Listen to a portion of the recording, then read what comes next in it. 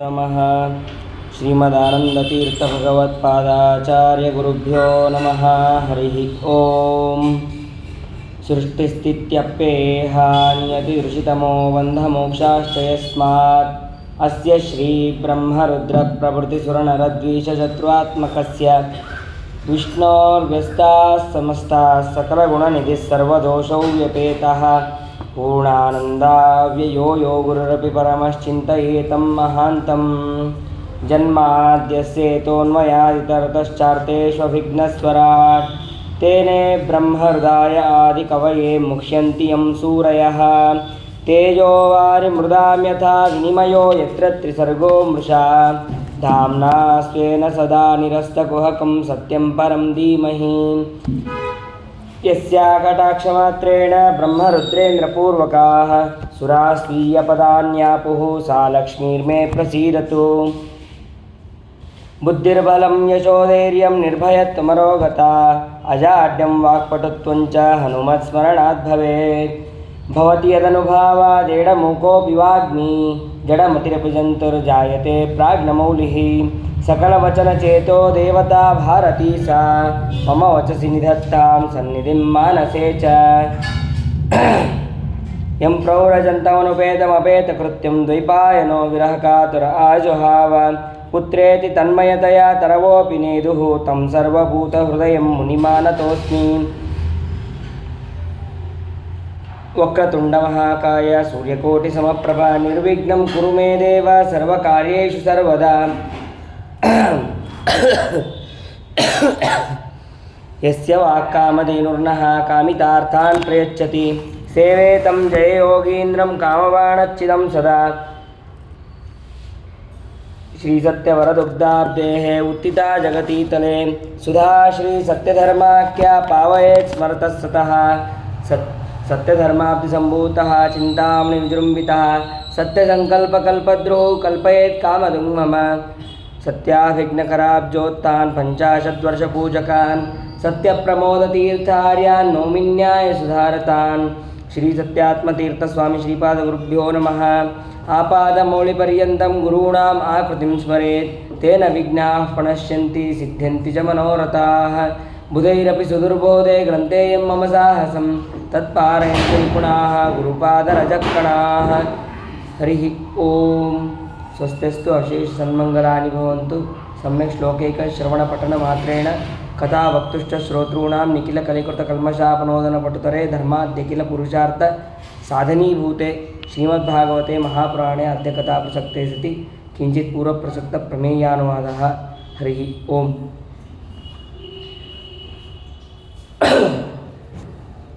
ಹಿಂದೆ ಸಪ್ತಮ ಸ್ಕಂದದಲ್ಲಿ ಭಗವಂತನ ಅವತಾರಗಳಲ್ಲಿ ನರಸಿಂಹರೂಪಿಯಾದಂತಹ ಪರಮಾತ್ಮನ ಅವತಾರವೂ ಒಂದಾದಂತಹ ಆ ಅವತಾರದ ಲೀಲೆಯನ್ನು ವರ್ಣನೆಯನ್ನು ಮಾಡಿದ್ದಾರೆ. ವರ್ಣನೆಯನ್ನು ಮಾಡಬೇಕಾದರೆ ಪ್ರಹ್ಲಾದರಾಜನಿಗೆ ಅನುಗ್ರಹ ಮಾಡೋದಕ್ಕಾಗಿ ಆ ನರಸಿಂಹರೂಪಿಯಾದಂತಹ ಪರಮಾತ್ಮ ಅಲ್ಲಿ ಬಂದಿದ್ದಾನೆ. ಹಿರಣ್ಯಕಶಿಪುವಿನ ಸಂಹಾರವನ್ನು ಕೂಡ ಆ ನರಸಿಂಹರೂಪಿಯಾದಂತಹ ಪರಮಾತ್ಮ ಮಾಡಿದ್ದಾನೆ. ಮಾಡೋದಷ್ಟೇ ಅಲ್ಲ, ಆ ಪ್ರಹ್ಲಾದರಾಜನ 21 ಕುಲಗಳು ಉದ್ಧಾರ ಆಗಲಿ ಅಂತ ಅವನಿಗೆ ಅನುಗ್ರಹವನ್ನು ಕೂಡ ಮಾಡಿದ್ದಾನೆ. ಇಷ್ಟಾದ ಮೇಲೆ ನಾರದರು ಆ ಧರ್ಮರಾಜನಿಗೆ ಮತ್ತೆ ಅನೇಕ ವಿಧವಾದಂತಹ ಧರ್ಮದ ಉಪದೇಶಗಳನ್ನು ಕೂಡ ಮಾಡಿದ್ದಾನೆ. ಯಾವ ವರ್ಣಾಶ್ರಮದವರು ಯಾವ ರೀತಿಯಾಗಿ ಇರಬೇಕು, ಹೇಗೆ ಅವರು ಧರ್ಮಕರ್ಮಗಳನ್ನು ಮಾಡಬೇಕು, ಅದೆಲ್ಲವನ್ನು ಕೂಡ ಅಲ್ಲಿ ಧರ್ಮರಾಜನಿಗೆ ಮುಖಾಂತರ ನಮಗೆಲ್ಲರಿಗೂ ಕೂಡ ತಿಳಿಸಿದ್ದಾರೆ. ಅದಾದ ಮೇಲೆ ಕೊನೆಗೆ ಆ ನಾರದರು ಧರ್ಮರಾಜನಿಗೆ ಹೇಳ್ತಾನೆ, ನೀವು ಯಾವಾಗಲೂ ಕೂಡ ಪಾಂಡವರ ನೀವು ಬಹಳ ಪುಣ್ಯವಂತರು. ಯಾಕೆ ಅಂತಂದರೆ ಆ ಕೃಷ್ಣನ ಸಮೀಪದಲ್ಲಿ ಇರ್ತಾನೆ. ಅಷ್ಟೇ ಅಲ್ಲ, ಕೃಷ್ಣ ಯಾವಾಗಲೂ ನಿಮ್ಮ ಮನೆಗೆ ಹೋಗಿ ಬಂದು ಮಾಡ್ತಾ ಇರ್ತಾನೆ. ಅಷ್ಟು ಬಾಂಧವ್ಯ ನಿಮ್ಮಲ್ಲಿದೆ. ಹಾಗಾಗಿ ಅಂತಹ ಕೃಷ್ಣನಿಗೆ ನಮೋ ನಮಃ ಅಂತ ಹೇಳಿ ಅವರು ಹೇಳ್ತಾರೆ ನಾರದರು. ಇಷ್ಟೆಲ್ಲ ಆದಮೇಲೆ ಪರೀಕ್ಷಿತ ರಾಜ ಮತ್ತೆ ಪ್ರಶ್ನೆ ಮಾಡ್ತಾನೆ, ಸ್ವಯಂಭುವಸ್ಯ ಚ ಮನೋ ವಂಶೋಯಂ ವಿಸ್ತರಾಚ್ಯುತಃ ಯತ್ರ ಯತ್ರ ಹರೇರ್ಭಕ್ತಾಃ ಕರ್ಮಾಣಿ ಚ ಮಹೀಯಸಃ ಗಾಯಂತಿ ಕವಯೋ ಬ್ರಹ್ಮನ್ ತಾನಿನೋ ವದ ಶೃಣ್ವತಾಂ ಯದಸ್ಮಿನ್ ಅಂತರೇ ಬ್ರಹ್ಮನ್ ಭಗವಾನ್ ವಿಶ್ವಭಾವನಃ ಕೃತವಾನ್ ಕುರುತೆ ಕರ್ತ ಹ್ಯತೀತೋ ನಾಗತೋದ್ಯವ. ಈಗ ನಾವಿರುವಂತಹ ಮನ್ವಂತರ ಅದು 7ನೇ ಮನ್ವಂತರ. ಹಿಂದೆ 6 ಮನ್ವಂತರಗಳ ಆಗಿ ಹೋಗಿದೆ. ಸ್ವಯಂಭುವ, ಸಾರೋಚಿಷ, ಉತ್ತಮ, ತಾಪಸ, ರೈವತ, ಚಾಕ್ಷುಷ, ಈ ರೀತಿಯಾಗಿ ಮನ್ವಂತರಗಳಾಗಿದೆ. ಇದು 7ನೇ ಮನ್ವಂತರ. ಈ ಮನ್ವಂತರದಲ್ಲಿ ಈ ವೈವಸ್ವತ ಮನ್ವಂತರದಲ್ಲಿ ಭಗವಂತ ಯಾವ್ಯಾವ ಅವತಾರವನ್ನು ಮಾಡಿದ ಅಂತ ಅನ್ನೋದು ನಮಗೆ ಗೊತ್ತಾಯಿತು. ಆದರೆ ಹಿಂದೆ ಬೇರೆ ಬೇರೆ ಮನ್ವಂತರಗಳಲ್ಲೂ ಕೂಡ ಭಗವಂತ ಯಾವ ರೀತಿಯಾಗಿ ಅವತಾರ ಮಾಡಿ ಹೇಗೆ ಅನುಗ್ರಹವನ್ನು ಮಾಡಿದ ಅದೆಲ್ಲವನ್ನು ಕೂಡ ನನಗೆ ವಿಸ್ತಾರವಾಗಿ ಹೇಳ್ರಿ. ಸ್ವಯಂಭವ ಮನುವಿನ ಮೊದಲನೇ ಮನ್ವಂತರದ ಕಥೆಯನ್ನು ನನಗೆ ಪೂರ್ಣವಾಗಿ ಅವರ ವಂಶ ಚರಿತ್ರೆಯನ್ನೆಲ್ಲವನ್ನು ಕೂಡ ಹೇಳಿದ್ರಿ. ಹಾಗೆ ಉಳಿದ ಮನ್ವಂತರಗಳದು ಕೂಡ ನನಗೆ ತಿಳಿಸಬೇಕು ನೀವು ಅಂತ ಆ ಪರೀಕ್ಷಿತ ರಾಜರು ಶುಕಾಚಾರ್ಯರಿಗೆ ಪ್ರಶ್ನೆ ಮಾಡ್ತಾ ಇದ್ದಾರೆ. ಈ ಮನ್ವಂತರ ಅಂದ್ರೇನು? ಮನ್ವಂತರಂ ಮನುರ್ದೇವ ಮನುಪುತ್ರ ಸುರೇಶ್ವರಾಃ ಋಷಯೋ ಅಂಶಾವತಾರಶ್ಚ ಹರೇ ಷಡ್ವಿಧ ಮುಚ್ಯತೆ. ಒಂದು ಮನ್ವಂತರ. ಆ ಮನ್ವಂತರದಲ್ಲಿ ಏನೇನು ಇರಬೇಕು ಅಂತಂದರೆ ಒಬ್ಬ ಮನ್ವಂತರಾಧಿಪತಿ, ಆಮೇಲೆ ದೇವತೆಗಳು, ಆಮೇಲೆ ಆ ಮನ್ವಂತರನ ಮಕ್ಕಳು ಅಂದರೆ ಮನುವಿನ ಮಕ್ಕಳು, ಆಮೇಲೆ ಋಷಿಗಳು, 7 ಋಷಿಗಳು, ಆಮೇಲೆ ಭಗವಂತನ ಒಂದು ಅವತಾರ ಅಥವಾ ಅಂಶ ಯಾವುದಾದ್ರು ಒಂದು ಇರಬೇಕು. ಇದ್ದರೆ ಅದಕ್ಕೆ 6 ವಿಧವುಳ್ಳಂತಹ ಇದಕ್ಕೆ ಮನ್ವಂತರ ಅಂತ ಕರೀತಾರೆ. ಈ ಮನ್ವಂತರದನ್ನು ಇನ್ನೊಂದು ರೀತಿಯಿಂದ ತಿಳ್ಕೋಬೋದು.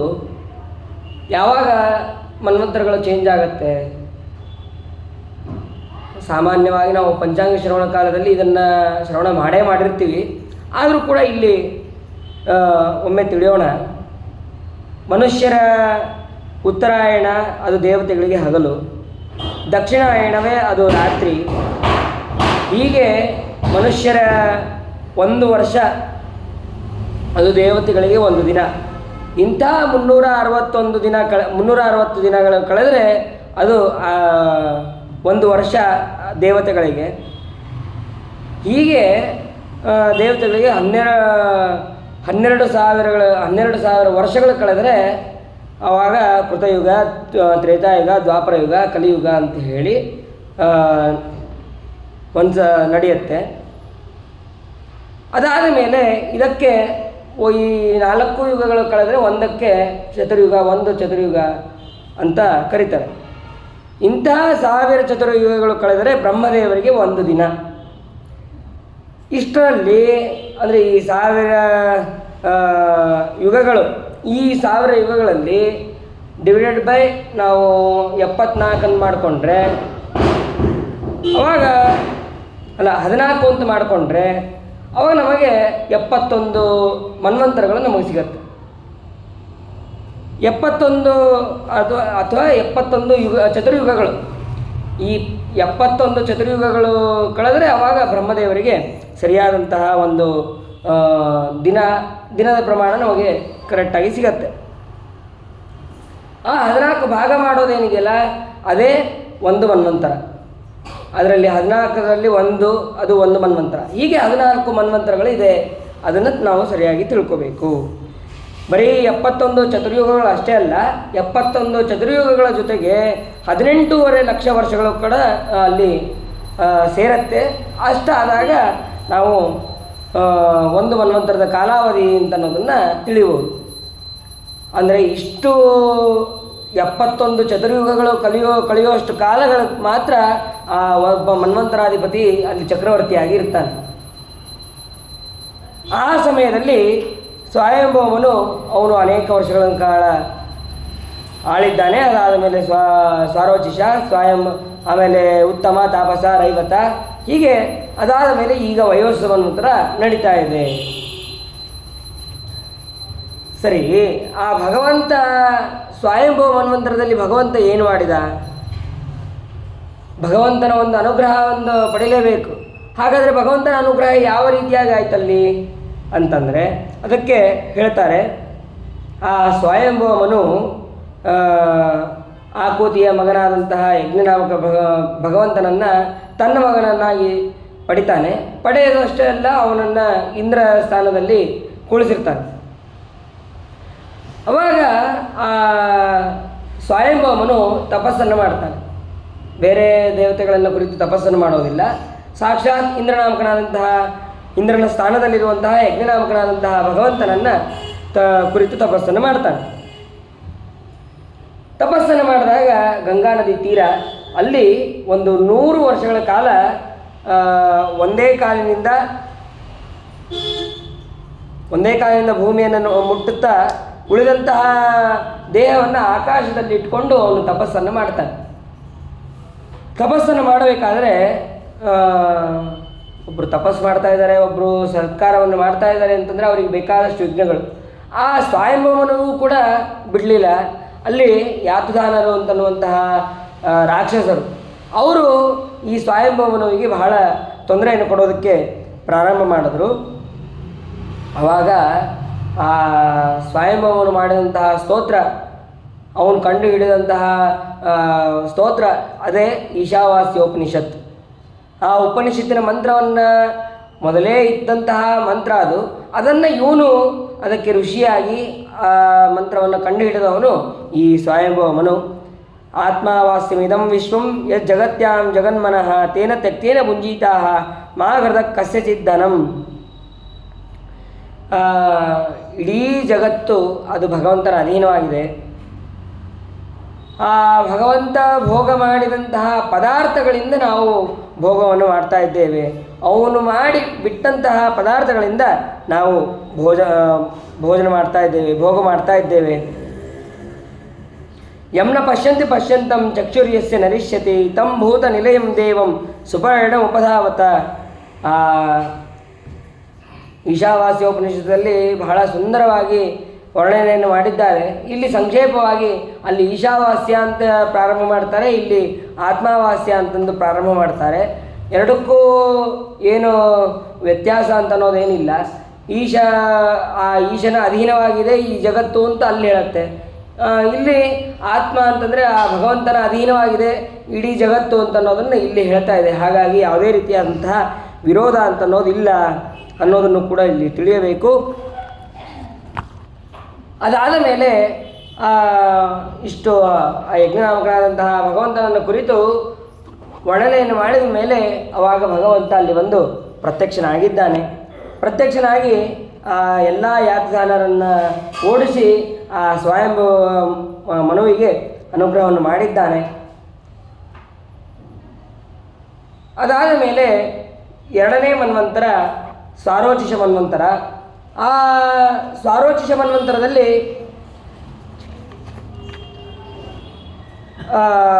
ಮನುಪುತ್ರ ದ್ಯುಮತ ಮತ್ತು ಸುಷೇಣ ರೋಚಿಷ್ಮಂತ ಅಂತಂತಹ ಮನುಪುತ್ರರು. ಆಮೇಲೆ ಇಂದ್ರ ಅಲ್ಲಿ ಸಾಕ್ಷಾತ್ ವಾಯುದೇವರೇ ರೋಚನ ನಾಮಕನಾಗಿ ಅಲ್ಲಿ ಇಂದ್ರರಾಗಿರ್ತಾರೆ. ಆಮೇಲೆ ಅಲ್ಲಿ ಯಾರು ದೇವತೆಗಳು ಅಂತಂದರೆ ತುಷಿತರು ಅಂತನ್ನೋರೇ ಅಲ್ಲಿ ದೇವತೆಗಳಾಗ್ತಾರೆ. ಆಮೇಲೆ ಋಷಿಗಳು ಯಾರು ಅಂತಂದರೆ ಓಜಸ್ತಂಭ ಇವರೇ ಮೊದಲಾದಂತಹ ದೇವತೆಗಳು ಅಲ್ಲಿ ಆಗ್ತಾರೆ. ಆಮೇಲೆ ಅಲ್ಲಿ ಭಗವಂತನ ಅವತಾರ ಯಾವುದು ಅಂತಂದರೆ ವಿಭು ಅಂತನ್ನುವಂತಹ ಹೆಸರಿನಿಂದ ಭಗವಂತ ಅವತಾರವನ್ನು ಮಾಡ್ತಾನೆ. ಹೀಗೆ ಸ್ವಾರೋಚಿಷ ಮನ್ವಂತರ. ಅದಾದ ಮೇಲೆ 3ನೇದು ಪ್ರಿಯವೃತರಾಜನ ಮಗನಾದಂತಹ ಉತ್ತಮ, ಅವನು 3ನೇ ಮನ್ವಂತರಕ್ಕೆ ಅಧಿಪತಿಯಾಗ್ತಾನೆ. ಅಲ್ಲಿ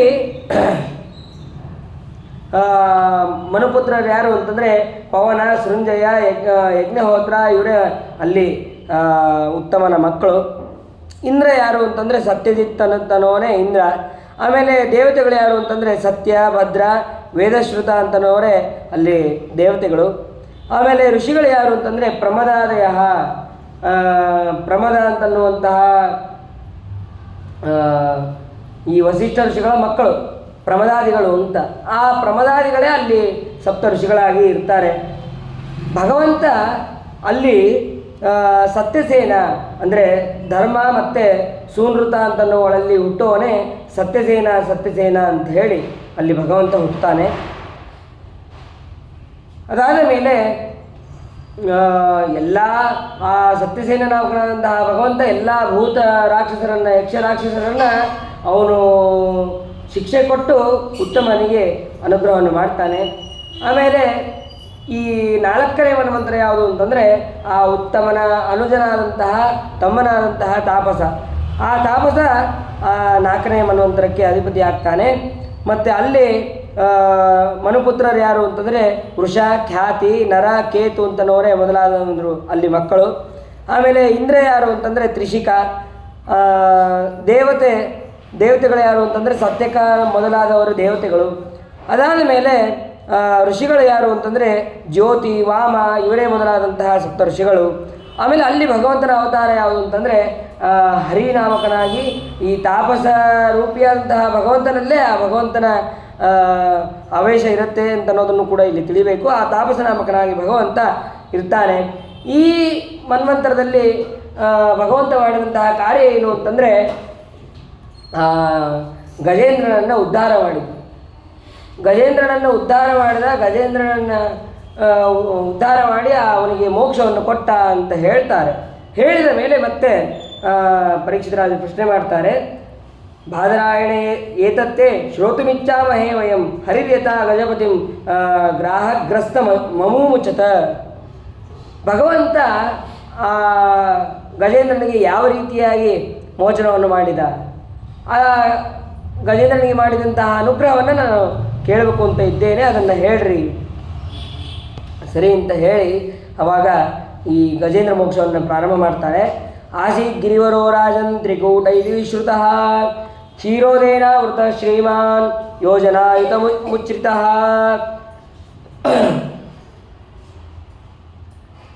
ಆ ಒಂದು ತ್ರಿಕೂಟ ಅಂತನ್ನುವಂತಹ ಪರ್ವತ, ಆ ಪರ್ವತದಲ್ಲಿ ಭಾರಿ ಸುಂದರವಾದಂತಹ ಪರ್ವತ, ಬೇಕಾದಷ್ಟು ಗಿಡ ಮರಗಳು ಎಲ್ಲವೂ ಕೂಡ ಇರುತ್ತೆ.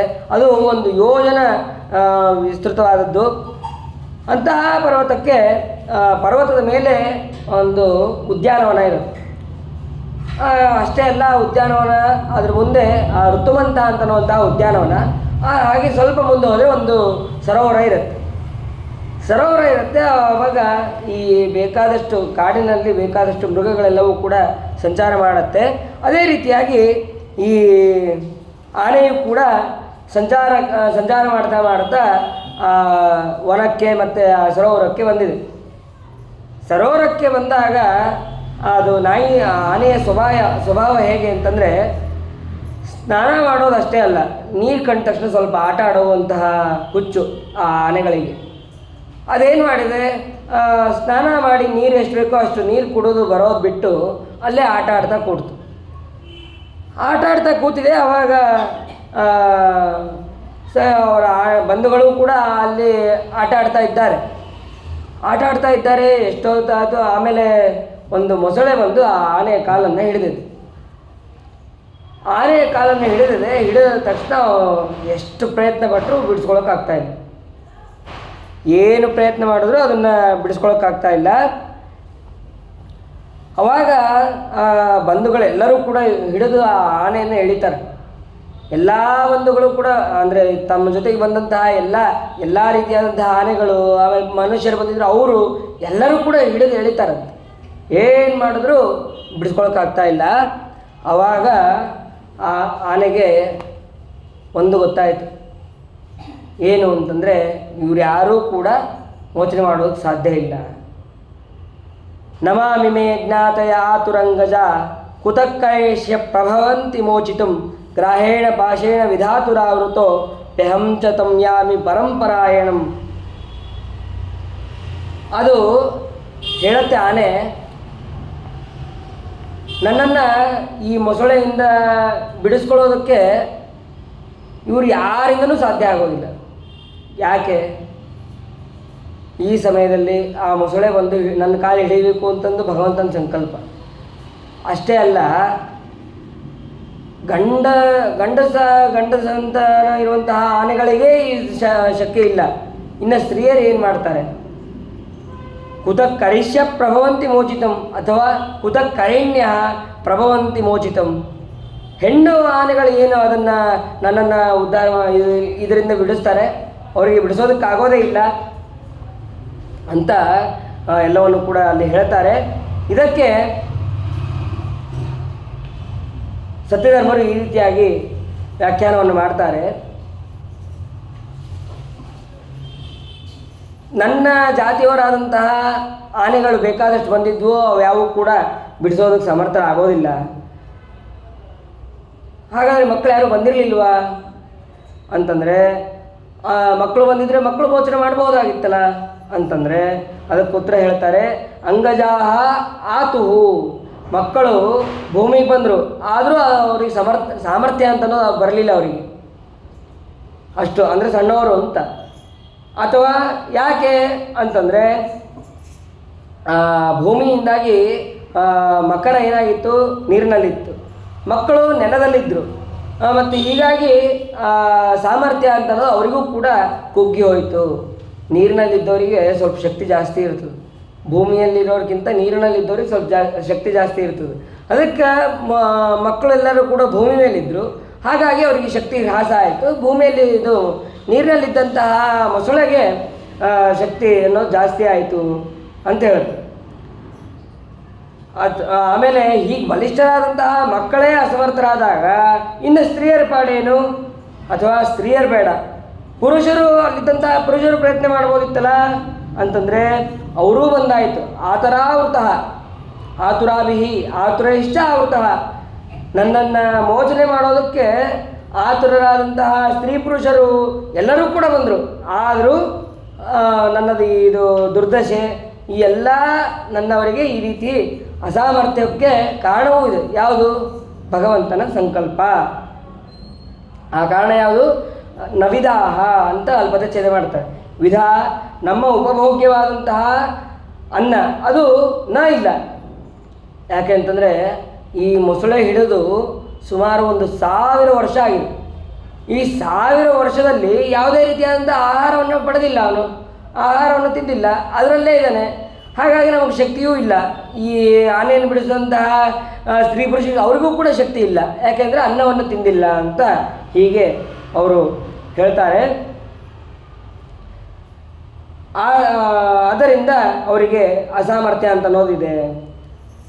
ವಿಧಾ ಗಜಾನ್ನೇ ವೃದ್ಧೌಚ ಪ್ರಕಾರೇ ರೇಚನೆ ವಿಧವು ಅಂತನ್ನುವಂತಹ ವಿಶ್ವಕೋಶವನ್ನು ಹೇಳಿ ವಿಧ ಅಂತನ್ನೋದಕ್ಕೆ ಅನ್ನ ಅಂತಂದು ಅರ್ಥ ಇದೆ ಅಂತ ಅಲ್ಲಿ ತಿಳಿಸ್ತಾರೆ.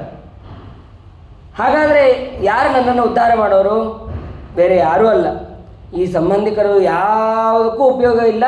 ನನ್ನನ್ನು ಮೋಚನೆ ಮಾಡಬೇಕು ಅಂತಂದರೆ ಆ ಭಗವಂತ ಒಬ್ಬನೇ. ಹಾಗೇನಾದರೂ ವೇದವ್ಯಾಸ ದೇವರು ಇಲ್ಲಿ ನಮಾಮಿಮೆ ಅಂತ ಹೇಳದೇನೆ ನಮಾಮಿ ಅಂತ ಹೇಳಿದ್ರು ಆಗ್ತಿತ್ತು. ಇವು ಅಮಿ ಅಂತಂದರೆ ಎಲ್ಲ ಬಂಧುಗಳು ಅಂತ ಹೇಳ್ಬೋದಾಗಿತ್ತು. ಅಂತಂದರೆ ನಮಾಮಿ ಅಂತನ್ನುವಂತಹ ಪದಗಳನ್ನೇ ಯಾಕಿಟ್ರು ಅಂತಂದರೆ ಇವನು ಸಂಬಂಧಿಕರನ್ನು ಮೊರೆ ಹೋಗಿಲ್ಲ, ಭಗವಂತನನ್ನೇ ಮೊರೆ ಹೋಗ್ತಾನೆ ಅಂತ ಅನ್ನೋದು ಗೊತ್ತಿತ್ತು ವೇದವ್ಯಾಸ ದೇವರಿಗೆ. ಅದಕ್ಕೆ ನಮಾಮಿಮೆ ಅಂತ ಅನ್ನುವಂತಹ ಪದವನ್ನು ಇಟ್ಟಿದ್ದಾರೆ ಅಂತಂದು ಅಲ್ಲಿ ವ್ಯಾಖ್ಯಾನವನ್ನು ಮಾಡ್ತಾರೆ. ಅದಾದ ಮೇಲೆ ಯಕ್ಕಶ್ಚನೇಶೋ ಬಲಿನೋಂತಕೋರಗ ಪ್ರಚಂಡ ವೇಗ ಅಭಿಧಾವತೋ ವೃಷಂ ಭೀತಂ ಪ್ರಪನ್ನಂ ಪರಿಪಾತಿ ಯದ್ಭಯಾತ್ ಮೃತ್ಯುಪ್ರಧಾವತ್ಯರಣಂ ತಮೀಮಹಿ. ಯಾವ ಭಗವಂತನ ಅನುಗ್ರಹ, ಆ ಭಗವಂತನ ಇಲ್ಲದೆ ಬೇರೆ ಯಾರಿಗೂ ಏನೂ ಮಾಡೋಕ್ಕಾಗೋದಿಲ್ವೋ ಅಂತಹ ಭಗವಂತ ನನ್ನನ್ನು ಬಂದು ರಕ್ಷಣೆ ಮಾಡಲಿ. ಆ ಭಗವಂತ ಹೇಗೆ ಅಂತಂದರೆ ಮೃತ್ಯುವನ್ನು ಕೊಡೋನು ಅವನೇ, ಜನ್ಮವನ್ನು ಕೊಡೋನು ಅವನೇ. ಅಂತಹ ಭಗವಂತ ಈ ಮೊಸಳೆ ಪಾಶಕ್ಕೆ ಸಿಲುಕುವಂತ ಮಾಡಿದವನು ಅವನೇ. ಹಾಗಾಗಿ ನನ್ನನ್ನು ಉದ್ಧಾರ ಮಾಡುವವನು ಅವನೇ ಅಂತ ಹೇಳಿ ಹೇಳ್ತಾ ಇದ್ದಾನೆ. ಯಾರ ಭಯದಿಂದ ಎಲ್ಲ ದೇವತೆಗಳು ಕೂಡ ಅವರವರ ಕೆಲಸವನ್ನು ಮಾಡ್ತಾರೆ. ಅವರಿಗೆ ಯಾರ ಭಯ? ಸೂರ್ಯ ಅವನು ಬೆಳಗ್ಗೆ ಪ್ರಾತಃ ಕಾಲದಲ್ಲಿ ಸರಿಯಾದ ಸಮಯಕ್ಕೆ ಬರ್ತಾನೆ, ಅವನಿಗೆ ಯಾರು ಭಯ? ಒಂದು ದಿವಸ ತಡಮಾಡಿ ಬಂದರೆ ನಡೆಯುತ್ತೆ, ಹಾಗಿಲ್ಲೇ ಇಲ್ಲ, ಭಗವಂತನ ಭಯ ಇದೆ. ಹಾಗೆ ಪ್ರತಿಯೊಬ್ಬ ದೇವತೆಗಳಿಗೂ ಕೂಡ ಆ ಸಮಯಕ್ಕೆ ಏನೇನು ಆಗಬೇಕು ಅಂತಿದೆಯೋ ಅದೆಲ್ಲವೂ ಕೂಡ ಆಗಲೇಬೇಕು. ಅದು ಭಗವಂತನ ಸಂಕಲ್ಪ. ಹಾಗೆ ಮಾಡದೇ ಇದ್ದರೆ ಭಗವಂತ ಅವರೆಲ್ಲರಿಗೂ ಕೂಡ ಶಿಕ್ಷೆ ಕೊಡ್ತಾನೆ ಅಂತನ್ನುವಂತಹ ಭಯನೂ ಕೂಡ ಅವರಿಗಿದೆ. ಹಾಗಾಗಿ ಈ ಮೃತ್ಯುದೇವತೆಗೂ ಕೂಡ ಯಮದೇವರಿಗೂ ಕೂಡ ಭಗವಂತನ ಭಯ ಅಂತ ಅನ್ನೋದಿದೆ. ಹಾಗಾಗಿ ಆ ಭಗವಂತನನ್ನೇ ನಾವು ಹೊಂದಬೇಕು ಅಂತ ಹೇಳಿ ಸ್ಮರಣೆ ಮಾಡಬೇಕು ಅಂತ ಹೇಳ್ತಾ ಇದ್ದಾರೆ. ಜಜಾಪ ಪರಮಂ ಜಾಪ್ಯಂ ಪ್ರಾಗ್ಜನ್ಮನ್ಯನುಶಿಕ್ಷಿತಂ. ಹಿಂದೆ ಅವನೇನು ಶಿಕ್ಷೆಯನ್ನು ಪಡೆದಿದ್ನೋ ಅಂದರೆ ಉಪದೇಶವನ್ನು ಪಡೆದಿದ್ನೋ ಆ ಮಂತ್ರವನ್ನೇ ಆ ಮಂತ್ರದ ಉಪದೇಶವನ್ನು ಸ್ಮರಣೆ ಮಾಡಿಕೊಂಡು ಅವನು ಇಲ್ಲಿ ಹೇಳ್ತಾ ಇದ್ದಾನೆ. ಓಂ ನಮೋ ಭಗವತೆ ತಸ್ಮೈ ಯತಯೇತತ್ ಚಿದಾತ್ಮಕಂ ಪುರುಷಾಯ ಆದಿಬೀಜಾಯ ಪರೇಶಾಯ ಹಿ ಧೀಮಹಿ. ಇಡೀ ಅಲ್ಲಿ ಗಜೇಂದ್ರ ಹೇಳ್ತಾನೆ, ದೇಶ ಕಾಲ ಗುಣಪೂರ್ಣನಾದಂತಹ ಭಗವಂತ ಆ ವಾಸುದೇವನಿಗೆ ನಮಸ್ಕಾರ. ಪ್ರಪಂಚಕ್ಕೆ ಮೂಲ ಕಾರಣನಾದಂತಹ ಪರಮೇಶ್ವರ, ಷಡ್ಗುಣೇಶ್ವರಿ ಸಂಪನ್ನನಾದಂತಹ ನಾರಾಯಣ, ಅವನ ಪ್ರೀತಿಗಾಗಿ ನಾನು ಸ್ತೋತ್ರವನ್ನು ಮಾಡ್ತೇನೆ. ಅವನಿಂದಲೇ ಈ ಸಜ್ಜನ ವೃಂದ ಚಿತ್ಸ್ವರೂಪವಾದಂತಹ ಆನಂದವನ್ನು ಮೋಕ್ಷದಲ್ಲಿ ಪಡೆಯುತ್ತಾರೆ ಅಂತ ಈ ರೀತಿಯಾಗಿ ಅವನು ಸ್ತೋತ್ರವನ್ನು ಮಾಡ್ತಾ ಇದ್ದಾನೆ. ಯಸ್ವಾತ್ಮನೀದಂ ನಿಜಮಾಯಯಾರ್ಪಿತಂ ಕ್ವಚಿದ್ವಿಭಾತಂ ಕ್ವಚತತ್ತಿರೋಹಿತಂ ಅವಿದ್ಯದೃಕ್ಸಾಕ್ಷುಭಯಂ ತದೀಕ್ಷತೆ ಸ ಆತ್ಮಮೂಲೋವತು ಮಾಂ ಪರಾತ್ಪರಃ. ಆ ಪ್ರಳಯ ಕಾಲದಲ್ಲಿ ಭಗವಂತ ಜಗತ್ತನ್ನು ಯಾರದೋ ಮಾತು ಕೇಳಿ ಅವನು ಸೃಷ್ಟಿ ಮಾಡೋದಿಲ್ಲ. ತನ್ನ ಇಚ್ಛೆಯಿಂದ ಅವನು ಸೃಷ್ಟಿ ಮಾಡ್ತಾನೆ, ಸ್ವೇಚ್ಛೆಯಿಂದ ಅವನು ಸೃಷ್ಟಿ ಮಾಡ್ತಾನೆ. ಆಮೇಲೆ ಅಷ್ಟೇ ಅಲ್ಲ, ಉದರದಲ್ಲಿ ಇಡೀ ಬ್ರಹ್ಮಾಂಡವನ್ನು ತನ್ನ ಉದರದಲ್ಲಿ ಇಟ್ಕೊಂಡಿರ್ತಾನೆ. ಆ ಉದರದಲ್ಲಿ ಹುಡುಕಿ ನೋಡಬೇಕಂತ ಎಲ್ಲಿದೆ ಬ್ರಹ್ಮಾಂಡ ಅಂತನ್ನೋದು. ಹಾಗೆ ಆದರೂ ಉದರ ಏನಾದರೂ ಭಾರಿ ದಪ್ಪ ಇದೆಯಾ? ಏನೂ ಇಲ್ಲ. ಭಗವಂತನ ಉದರ ಬಹಳ ತೆಳ್ಳಗಿದೆ. ಅಷ್ಟು ಭಗವಂತನ ಉದರದಲ್ಲಿ ಇಟ್ಕೊಂಡಿದ್ರೂ ಅದು ಗೊತ್ತಾಗೋದಿಲ್ಲ. ಆರಾಮಾಗಿ ಇಟ್ಕೊಂಡಿದ್ದಾನೆ, ಅದನ್ನೇನು ಕಷ್ಟಪಟ್ಟೇನು ಇಟ್ಕೊಂಡಿಲ್ಲ. ಅಂತಹ ಭಗವಂತ, ಸ್ವತಂತ್ರನಾಗಿರುವಂತಹ ಭಗವಂತ ನಮ್ಮನ್ನು ರಕ್ಷಣೆ ಮಾಡಲಿ ಅಂತ ಹೇಳಿ ಆ ಗಜೇಂದ್ರ ಪ್ರಾರ್ಥನೆ ಮಾಡ್ತಾ ಇದ್ದಾನೆ. ಅದಾದ ಮೇಲೆ ಕೊನೆಗೆ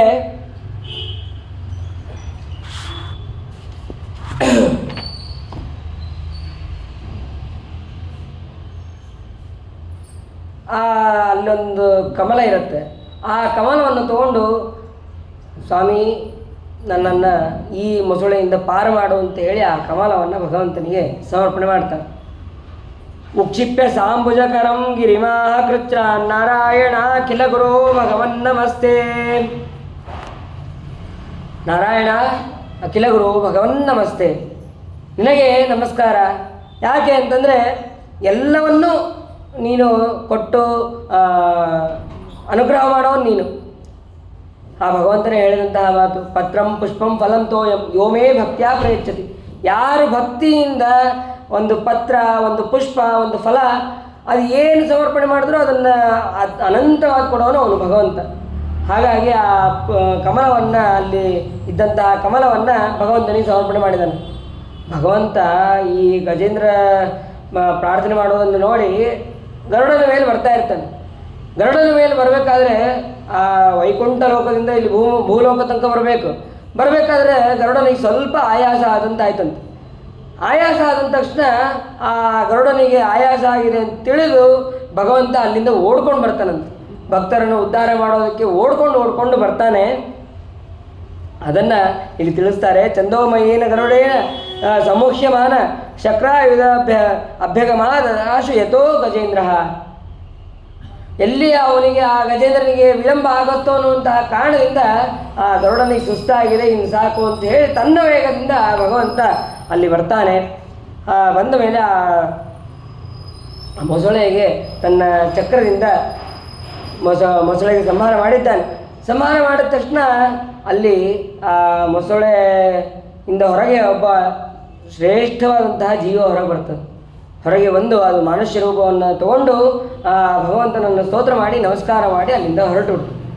ಆಮೇಲೆ ಆ ಗಜೇಂದ್ರ ಅವನಿಗೂ ಕೂಡ ಭಗವಂತನ ಸ್ಪರ್ಶ ಆದ ತಕ್ಷಣ ಅವನು ಕೂಡ ಮನುಷ್ಯನಾಗಿದ್ದಾನೆ. ಇವರು ಬೇರೆ ಯಾರೂ ಅಲ್ಲ, ಇವರು ಹಾ ಹಾ ಗಂಧರ್ವ, ಹೂ ಹೂ ಗಂಧರ್ವ ಅಂತನ್ನುವಂತಹ ದೇವಲೋಕದ ಗಂಧರ್ವರು. ಹಾಗಾದರೆ ಇವರಿಗೆ ಯಾಕೆ ಈ ಜನ್ಮ ಬಂದಿತ್ತು ಅಂತಂದರೆ, ಇವರಿಬ್ಬರಿಗೆ ಅದರಾಗೂ ಆನೆಯಾದಂಥ ಈ ಹಾಹಾ ಗಂಧರ್ವನಿಗೆ ಎರಡು ಸತಿ ಶಾಪ ಬಂದಿರ್ತದೆ. ಒಂದು, ಇವರು ರಾಜರಾಗಿರ್ತಾರೆ. ರಾಜರಾದಾಗ ಗಂಧರ್ವರೇ ಆಗಿರ್ತಾರೆ, ಆಹಾ ಗಂಧರ್ವ, ಹೂ ಗಂಧರ್ವ. ಅವ್ರೇನು ಮಾಡ್ತಾರೆ ಅಂತಂದರೆ, ದೇವಲ ಋಷಿಗಳಿಗೆ ಇವರು ತೊಂದರೆಯನ್ನು ಕೊಡ್ತಾರೆ. ತೊಂದರೆಯನ್ನು ಕೊಟ್ಟಾಗ ಅದರಲ್ಲೂ ಈ ಆನೆ, ಹಾಹಾ ಗಂಧರ್ವ ಆನೆಯಾಗಿ ದೇವಲ ಋಷಿಗಳಿಗೆ ಸ್ವಲ್ಪ ಹೊತ್ತು ಹಿಂಗೆ ಆಟ ಆಡಿಸ್ತದಂತೆ. ಆದರೆ ಈ ಮೊಸಳೆ ಆಗಿ ಅವ್ರಿಗೆ ತೊಂದರೆ ಕೊಟ್ಟಿರ್ತದೆ. ಅವ್ರ ಕಾಲು ಕಡ್ದಂಗೆ ಮಾಡೋದು, ಹಿಂಗೆ ಈ ರೀತಿಯಾಗಿ ತೊಂದರೆ ಕೊಟ್ಟಿರುತ್ತೆ.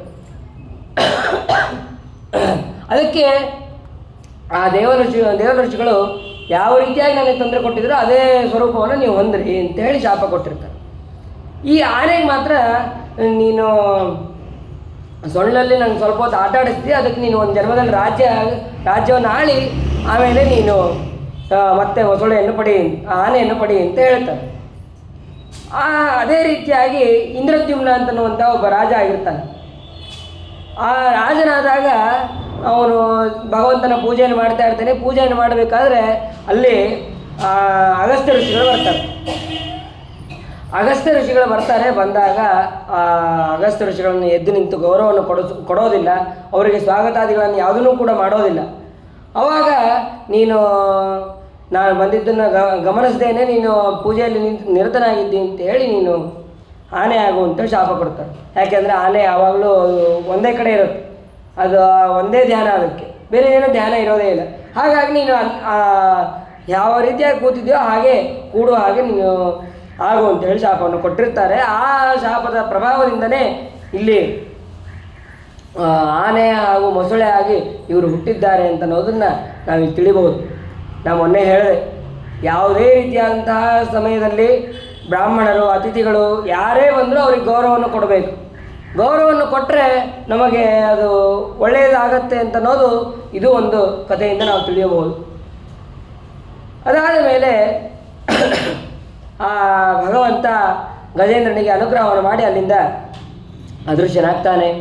ಅದಾದ ಮೇಲೆ 5ನೇ ಮನ್ವಂತರ, ಆ 5ನೇ ಮನ್ವಂತರ ಅದು ರೈವತ ಮನ್ವಂತರ. ಅಲ್ಲಿ ಮನುಪುತ್ರರು ಬಲ, ವಿಂಧ್ಯ, ಅರ್ಜುನ ಇವರೇ ಮೊದಲಾದಂತಹ ದೇವತೆಗಳು, ಮತ್ತು ಇಂದ್ರ ಅಲ್ಲಿ ವಿಭು, ಆಮೇಲೆ ದೇವತೆಗಳು ಯಾರು ಅಂತಂದರೆ ಭೂತರಯ ಅವರೇ ಮೊದಲಾದಂತಹ ದೇವತೆಗಳು, ಋಷಿಗಳು ಹಿರಣ್ಯ, ರೋಮ ಇವರೇ ಮೊದಲಾದಂತಹ ಅಲ್ಲಿ ಋಷಿಗಳು. ಅಲ್ಲಿ ಭಗವಂತನ ಅವತಾರ ಯಾವುದು ಅಂತಂದರೆ ವಿಕುಂಠಾದೇವಿಯಲ್ಲಿ ಭಗವಂತ ವೈಕುಂಠನಾಮಕನಾಗಿ ಅವತಾರವನ್ನು ಮಾಡ್ತಾನೆ. ಶುಭ್ರ ಅಂತನ್ನುವಂತಹ ಋಷಿ, ಆ ಶುಭ್ರರಿಗೆ ವಿಕುಂಠ ಅಂತನ್ನುವಂತಹ ಪತ್ನಿ, ಅವರಿಬ್ಬರಲ್ಲಿ ಹುಟ್ಟಿದವನೇ ವೈಕುಂಠ ಅಂತನ್ನುವಂತಹ ಭಗವಂತ. ಆ ವೈಕುಂಠ ನಾಮಕನಾದಂತಹ ಭಗವಂತ ಹುಟ್ಟಿದ ಮೇಲೆ ಲಕ್ಷ್ಮೀದೇವಿ ಪ್ರಾರ್ಥನೆ ಮಾಡ್ತಾಳಂತೆ, ನನಗೊಂದು ಸುಂದರವಾದಂತಹ ಅರಮನೆ ಬೇಕು ಅಂತ. ಅದಕ್ಕೆ ವೈಕುಂಠವನ್ನು ಭಗವಂತ ನಿರ್ಮಾಣವನ್ನು ಮಾಡ್ತಾನೆ. ಅಲ್ಲ, ಈ ವೈಕುಂಠ ಅಂತ ಅನ್ನೋದು ಯಾವಾಗಲೂ ಇರುತ್ತೆ ಅಂತಂದರೆ ಹೌದು, ಯಾವಾಗಲೂ ಇರೋದು ನಿಜ. ಆದರೆ ಆ ಮನ್ವಂತರದಲ್ಲಿ ಲಕ್ಷ್ಮೀದೇವಿಯ ಅನುಗ್ರಹಕ್ಕಾಗಿ ಅದನ್ನು ಇದ್ದಂತಹ ವೈಕುಂಠವನ್ನು ಪೂರ್ಣ ವಿಸ್ತಾರವಾಗಿ ಮಾಡಿದ ಅಂತ ಅನ್ನೋದನ್ನು ನಾವು ಇಲ್ಲಿ ತಿಳಿಯಬಹುದು. ಅದಾದ ಮೇಲೆ 6ನೇ ಮನ್ವಂತರ, ಅದು ಚಕ್ಷುಷನ ಮಗ, ಅವನು ಚಾಕ್ಷುಷ ಅಂತ, ಅವನೇ ಹೆಸರಲ್ಲೇ ಮನ್ವಂತರ, ಚಾಕ್ಷುಷ ಮನ್ವಂತರ. ಆಮೇಲೆ ಅಲ್ಲಿ ಮನುಪುತ್ರರು ಯಾರು ಅಂತಂದರೆ ಪುರುಷ, ಸುದ್ಯುಮ್ನ ಅಂತನ್ನುವಂಥವರೇ ಅಲ್ಲಿ ಮನುಪುತ್ರರು. ಆಮೇಲೆ ಇಂದ್ರ ಯಾರು ಅಂತಂದರೆ ಮಂದ್ರದ್ರುಮ ಅಂತನವನೇ ಇಂದ್ರ. ಅಲ್ಲಿ ದೇವತೆಗಳು ಯಾರು ಅಂತಂದರೆ ಆಪ್ಯ, ಅವರೇ ಮೊದಲಾದಂತಹ ದೇವತೆಗಳು ಅಲ್ಲಿ ಆಗ್ತಾರೆ. ಆಮೇಲೆ ಋಷಿಗಳು ಯಾರು ಅಂತಂದರೆ ವೈರಾಜ ಮೊದಲಾದಂತಹ ದೇವತೆಗಳು ಅಲ್ಲಿ ಋಷಿಗಳು ಅಲ್ಲಿ ಆಗ್ತಾರೆ. ಅದಾದ ಮೇಲೆ ಅಲ್ಲಿ ಭಗವಂತನ ಅವತಾರ ಯಾವುದು ಅಂತಂದರೆ ಅಜಿತ. ಆ ಅಜಿತ ನಾಮಕನಾದಂತಹ ಭಗವಂತ ಅಲ್ಲಿ ಅವತಾರವನ್ನು ಮಾಡ್ತಾನೆ. ಸರಿ, ಆ ಭಗವಂತ ಅವತಾರ ಮಾಡಿ ಏನು ಮಾಡ್ದ ಅಂತಂದರೆ, ಅವನು ಅಮೃತಮತವನ್ನು ಮಾಡಿ ದೇವತೆಗಳಿಗೆ ಅಮೃತವನ್ನು ತಂದುಕೊಟ್ಟು ಆ ದೈತ್ಯರಿಗೆ ಅವನು ಸೋಲನ್ನು ತಂದುಕೊಟ್ಟ ಅಂತ ಅನ್ನೋದನ್ನು ಅಲ್ಲಿ ಹೇಳ್ತಾರೆ. ಆವಾಗ ಮತ್ತೆ ಪರೀಕ್ಷಿತರಾಜರು ಹೇಳ್ತಾರೆ ಯಾವ ರೀತಿಯಾಗಿ ಕ್ಷೀರಸಾಗರವನ್ನು ಮಥನ ಮಾಡಿದ್ರು, ಮತ್ತು ಅಲ್ಲಿ ಕಡಗೋಲನ್ನಾಗಿ ಏನನ್ನು ಇಟ್ಕೊಂಡಿದ್ರು, ಮತ್ತು ಅದಕ್ಕೆ ಹಗ್ಗವನ್ನಾಗಿ ಯಾವುದನ್ನು ಇಟ್ಕೊಂಡಿದ್ರು, ಅದೆಲ್ಲವನ್ನು ಕೂಡ ವಿಸ್ತಾರವಾಗಿ ಹೇಳ್ರಿ ಅಂತ ಹೇಳಿದಾಗ ಅದಕ್ಕೆ ಹೇಳ್ತಾರೆ, ಒಂದು ಸಲ ಆನೆಯ ಮೇಲೆ ಈ ಇಂದ್ರ ಹೋಗ್ತಾ ಇರ್ತಾನೆ. ಹೋಗ್ತಾ ಇರಬೇಕಾದ್ರೆ ಅವಾಗ ದುರ್ವಾಸರು ಎದುರುಗಡೆ ಬರ್ತಾರೆ. ದುರ್ವಾಸರು ಬಂದ ತಕ್ಷಣ ಅವರು ಭಗವಂತನ ಹತ್ರ ಹೋಗಿ ಬಂದಿದ್ದರು. ಆ ಭಗವಂತನ ನಿರ್ಮಾಲ್ಯವನ್ನು ಇಂದ್ರನಿಗೆ ಕೊಡ್ತಾರೆ. ಕೊಟ್ಟ ತಕ್ಷಣ ಇಂದ್ರನಿಗೆ ಸ್ವಲ್ಪ ಅಹಂಕಾರ ಅಂತನ್ನೋದು ಬಂದಿತ್ತು. ತಾನು ಅದನ್ನು ಧಾರಣೆ ಮಾಡಬೇಕಾಗಿತ್ತು. ತಾನು ಅದನ್ನು ಧಾರಣೆ ಮಾಡದೇನೆ ತನ್ನ ಆನೆಯ ಮೇಲೆ ಹಾಕ್ತಾನೆ. ಆನೆಯ ಮೇಲೆ ಹಾಕಿದ ತಕ್ಷಣ ಆನೆ ಏನು ಮಾಡ್ತದೆ, ಅದು ಯಾವುದು ಕೂಡ ಆಹಾರ ಗಿರ ಏನೋ ಅದನ್ನು ನೋಡೋದಿಲ್ಲ. ಅದಕ್ಕೆ ಭಗವಂತನ ನಿರ್ಮಾಲ್ಯ ಅಂತನ್ನೋದು ಗೊತ್ತಾಗೋದಿಲ್ಲ. ಅದು ತಕ್ಷಣ ತನ್ನ ಕಾಲಿಗೆ ಹಾಕ್ಕೊಂಡು ತುಳಿದ ತಕ್ಷಣ ನೀನು ಐಶ್ವರ್ಯ ಭ್ರಷ್ಟನಾಗು ಅಂಥೇಳಿ ಆ ಇಂದ್ರನಿಗೆ ಶಾಪವನ್ನು ಕೊಟ್ಟರು. ಅಷ್ಟಾದ ತಕ್ಷಣ ಮತ್ತೆ ದೇವತೆಗಳ ಜೊತೆಗೆ ಎಲ್ಲ ದೈತ್ಯರೆಲ್ಲರೂ ಕೂಡ ಯುದ್ಧಕ್ಕಾಗಿ ಅಂತ ಬರ್ತಾರೆ. ಯುದ್ಧಕ್ಕಾಗಿ ಅಂತ ಬಂದಾಗ ಮತ್ತೆ ಬ್ರಹ್ಮದೇವರ ಹತ್ರ ಹೋಗ್ತಾರೆ. ಬ್ರಹ್ಮದೇವರು ಮತ್ತೆ ಭಗವಂತನ ಹತ್ರ ಹೋಗ್ತಾರೆ. ಆ ಭಗವಂತನನ್ನು ಸ್ತೋತ್ರ ಮಾಡ್ತಾರೆ. ಅನೇಕ ಶ್ಲೋಕಗಳಿಂದ ಅವನನ್ನು ಸ್ತೋತ್ರ ಮಾಡ್ತಾರೆ. ಆ ಭಗವಂತ ಪ್ರತ್ಯಕ್ಷ ಆಗುವ ಸಲುವಾಗಿ ಮೊದಲು ಸ್ತೋತ್ರವನ್ನು ಮಾಡ್ತಾರೆ. ಪ್ರತ್ಯಕ್ಷ ಆದ ಮೇಲೆ ಮತ್ತೆ ಭಗವಂತ ಪ್ರತ್ಯಕ್ಷ ಆದಮೇಲೆ ಮತ್ತೆ ಸ್ತೋತ್ರ ಮಾಡ್ತಾರೆ. ಇಷ್ಟೋ ತನಕ ಪ್ರತ್ಯಕ್ಷ ಆಗೋ ತನಕ ಸ್ತೋತ್ರ ಮಾಡಿದರು.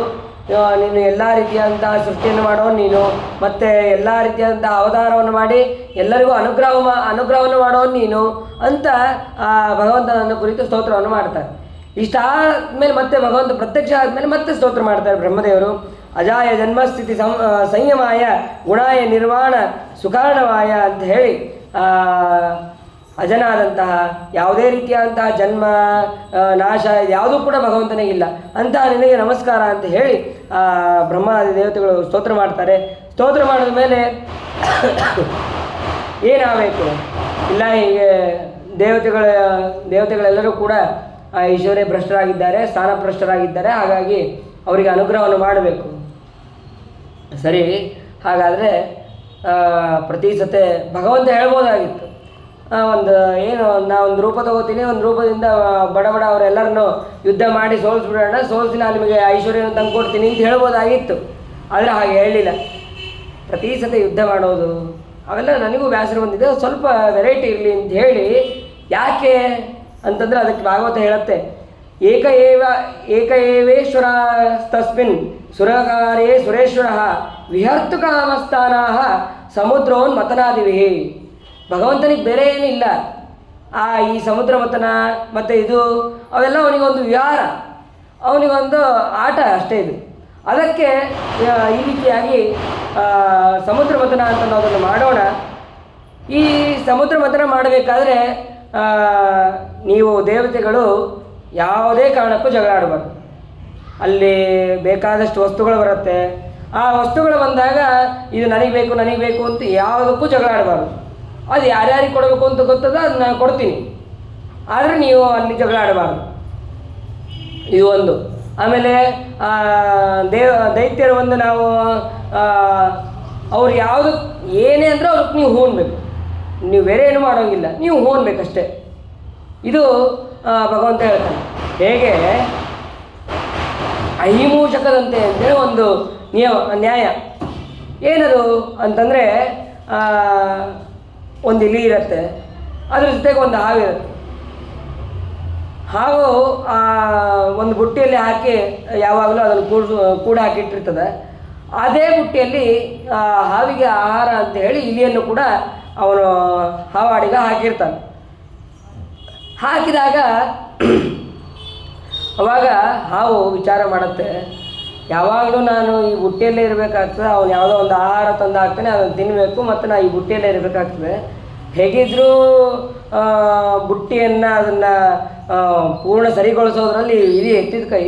ಹಾಗಾದರೆ ಇಲಿ ಜೊತೆ ನಾವು ಸ್ನೇಹ ಬೆಳೆಸ್ಕೊಂಡು ಅದಕ್ಕೆ ಅದರಿಂದ ಹೊರಗೆ ಬಂದ ಮೇಲೆ ನಾನು ಆ ಇಲಿಯನ್ನು ತಿಂದುಬಿಡೋಣ ಅಂತ ವಿಚಾರವನ್ನು ಮಾಡಿ ಇಲ್ಲಿಗೆ ಹೇಳುತ್ತೆ, ಇಲ್ಲ ನಾವಿಬ್ಬರು ಬಹಳ ಸ್ನೇಹಿತರಾಗೋಣ. ಯಾಕೆ ಅಂತಂದರೆ ಇಲ್ಲಿದ್ದರೆ ನಮ್ಮಿಬ್ಬರು ನಾನು ನಿನ್ನನ್ನು ತಿನ್ನಬೇಕಾಗತ್ತೆ, ತಿಂದ ಮೇಲೆ ಮತ್ತೆ ನೀನು ನನ್ನನ್ನು ಬೈಕೊಂತ ಕೊಡ್ತೀಯ ನೀನು, ಆಮೇಲೆ ನನಗೂ ಕೂಡ ಅಸಮಾಧಾನ ಆಗುತ್ತೆ. ಹಾಗಾದರೆ ಅದು ಬೇಡ, ಇಬ್ಬರು ಹೊರಗೆ ಹೋಗೋಣ, ಇಬ್ಬರು ತಪ್ಪಿಸ್ಕೊಳ್ಳುವಂಥ ವಿಚಾರವನ್ನು ಮಾಡೋಣ. ಸರಿ, ಹಾಗಾದರೆ ಒಳ್ಳೆಯ ಐಡಿಯಾ ಅಂಥೇಳಿ ಆ ಇಲಿನೂ ಕೂಡ ಒಪ್ಕೊಳ್ಳುತ್ತೆ. ಇಲಿ ಒಪ್ಕೊಂಡ್ಮೇಲೆ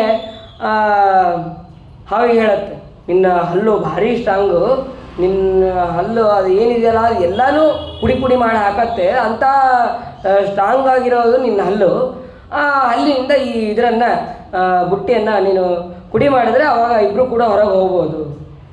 ಆಯಿತು ಅಂತ ಹೇಳಿ, ಇಲ್ಲ ನಾನು ಮೇಲೆ ಹೋಗ್ಬೇಕು ಅಂತಂದರೆ ನಂಗೆ ಹೈಟಿಗೆ ಏನಾದ್ರು ಬೇಕು ಅಂತಂದರೆ, ಇಲ್ಲ ನನ್ನ ತಲೆ ಮೇಲೆ ನಿಲ್ಲು, ಅವಶ್ಯ ನನ್ನ ತಲೆ ಮೇಲೆ ನಿಲ್ಲು, ಪರವಾಗಿಲ್ಲ ಅಂಥೇಳಿ ಆ ಹಾವು ಎಷ್ಟು ಆ ಇಲಿಯನ್ನು ಇದನ್ನು ಮಾಡುತ್ತೆ ಅಂತಂದರೆ ಅಷ್ಟು ಪೂರ್ಣ ಸೌರಭತ್ತು. ಆಯಿತು, ಅದೇ ರೀತಿಯಾಗಿ ಆ ಹಾವಿನ ಮಾತಿನಂತೆ ಆ ಬುಟ್ಟಿಯನ್ನು ಕಡಿದು ಆ ಇಲಿ ಹೊರಗೆ ಬರುತ್ತೆ.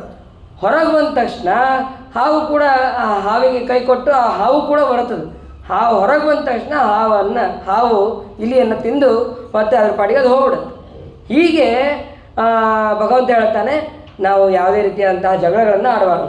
ಅಮೃತ ಬರೋ ತನಕ, ಸಮುದ್ರ ಮತದಿಂದ ಬರುವಂತಹ ಆ ಅಮೃತ ಬರೋ ತನಕ ನಾವು ಯಾರೂ ಜಗಳ ಆಡಬಾರ್ದು.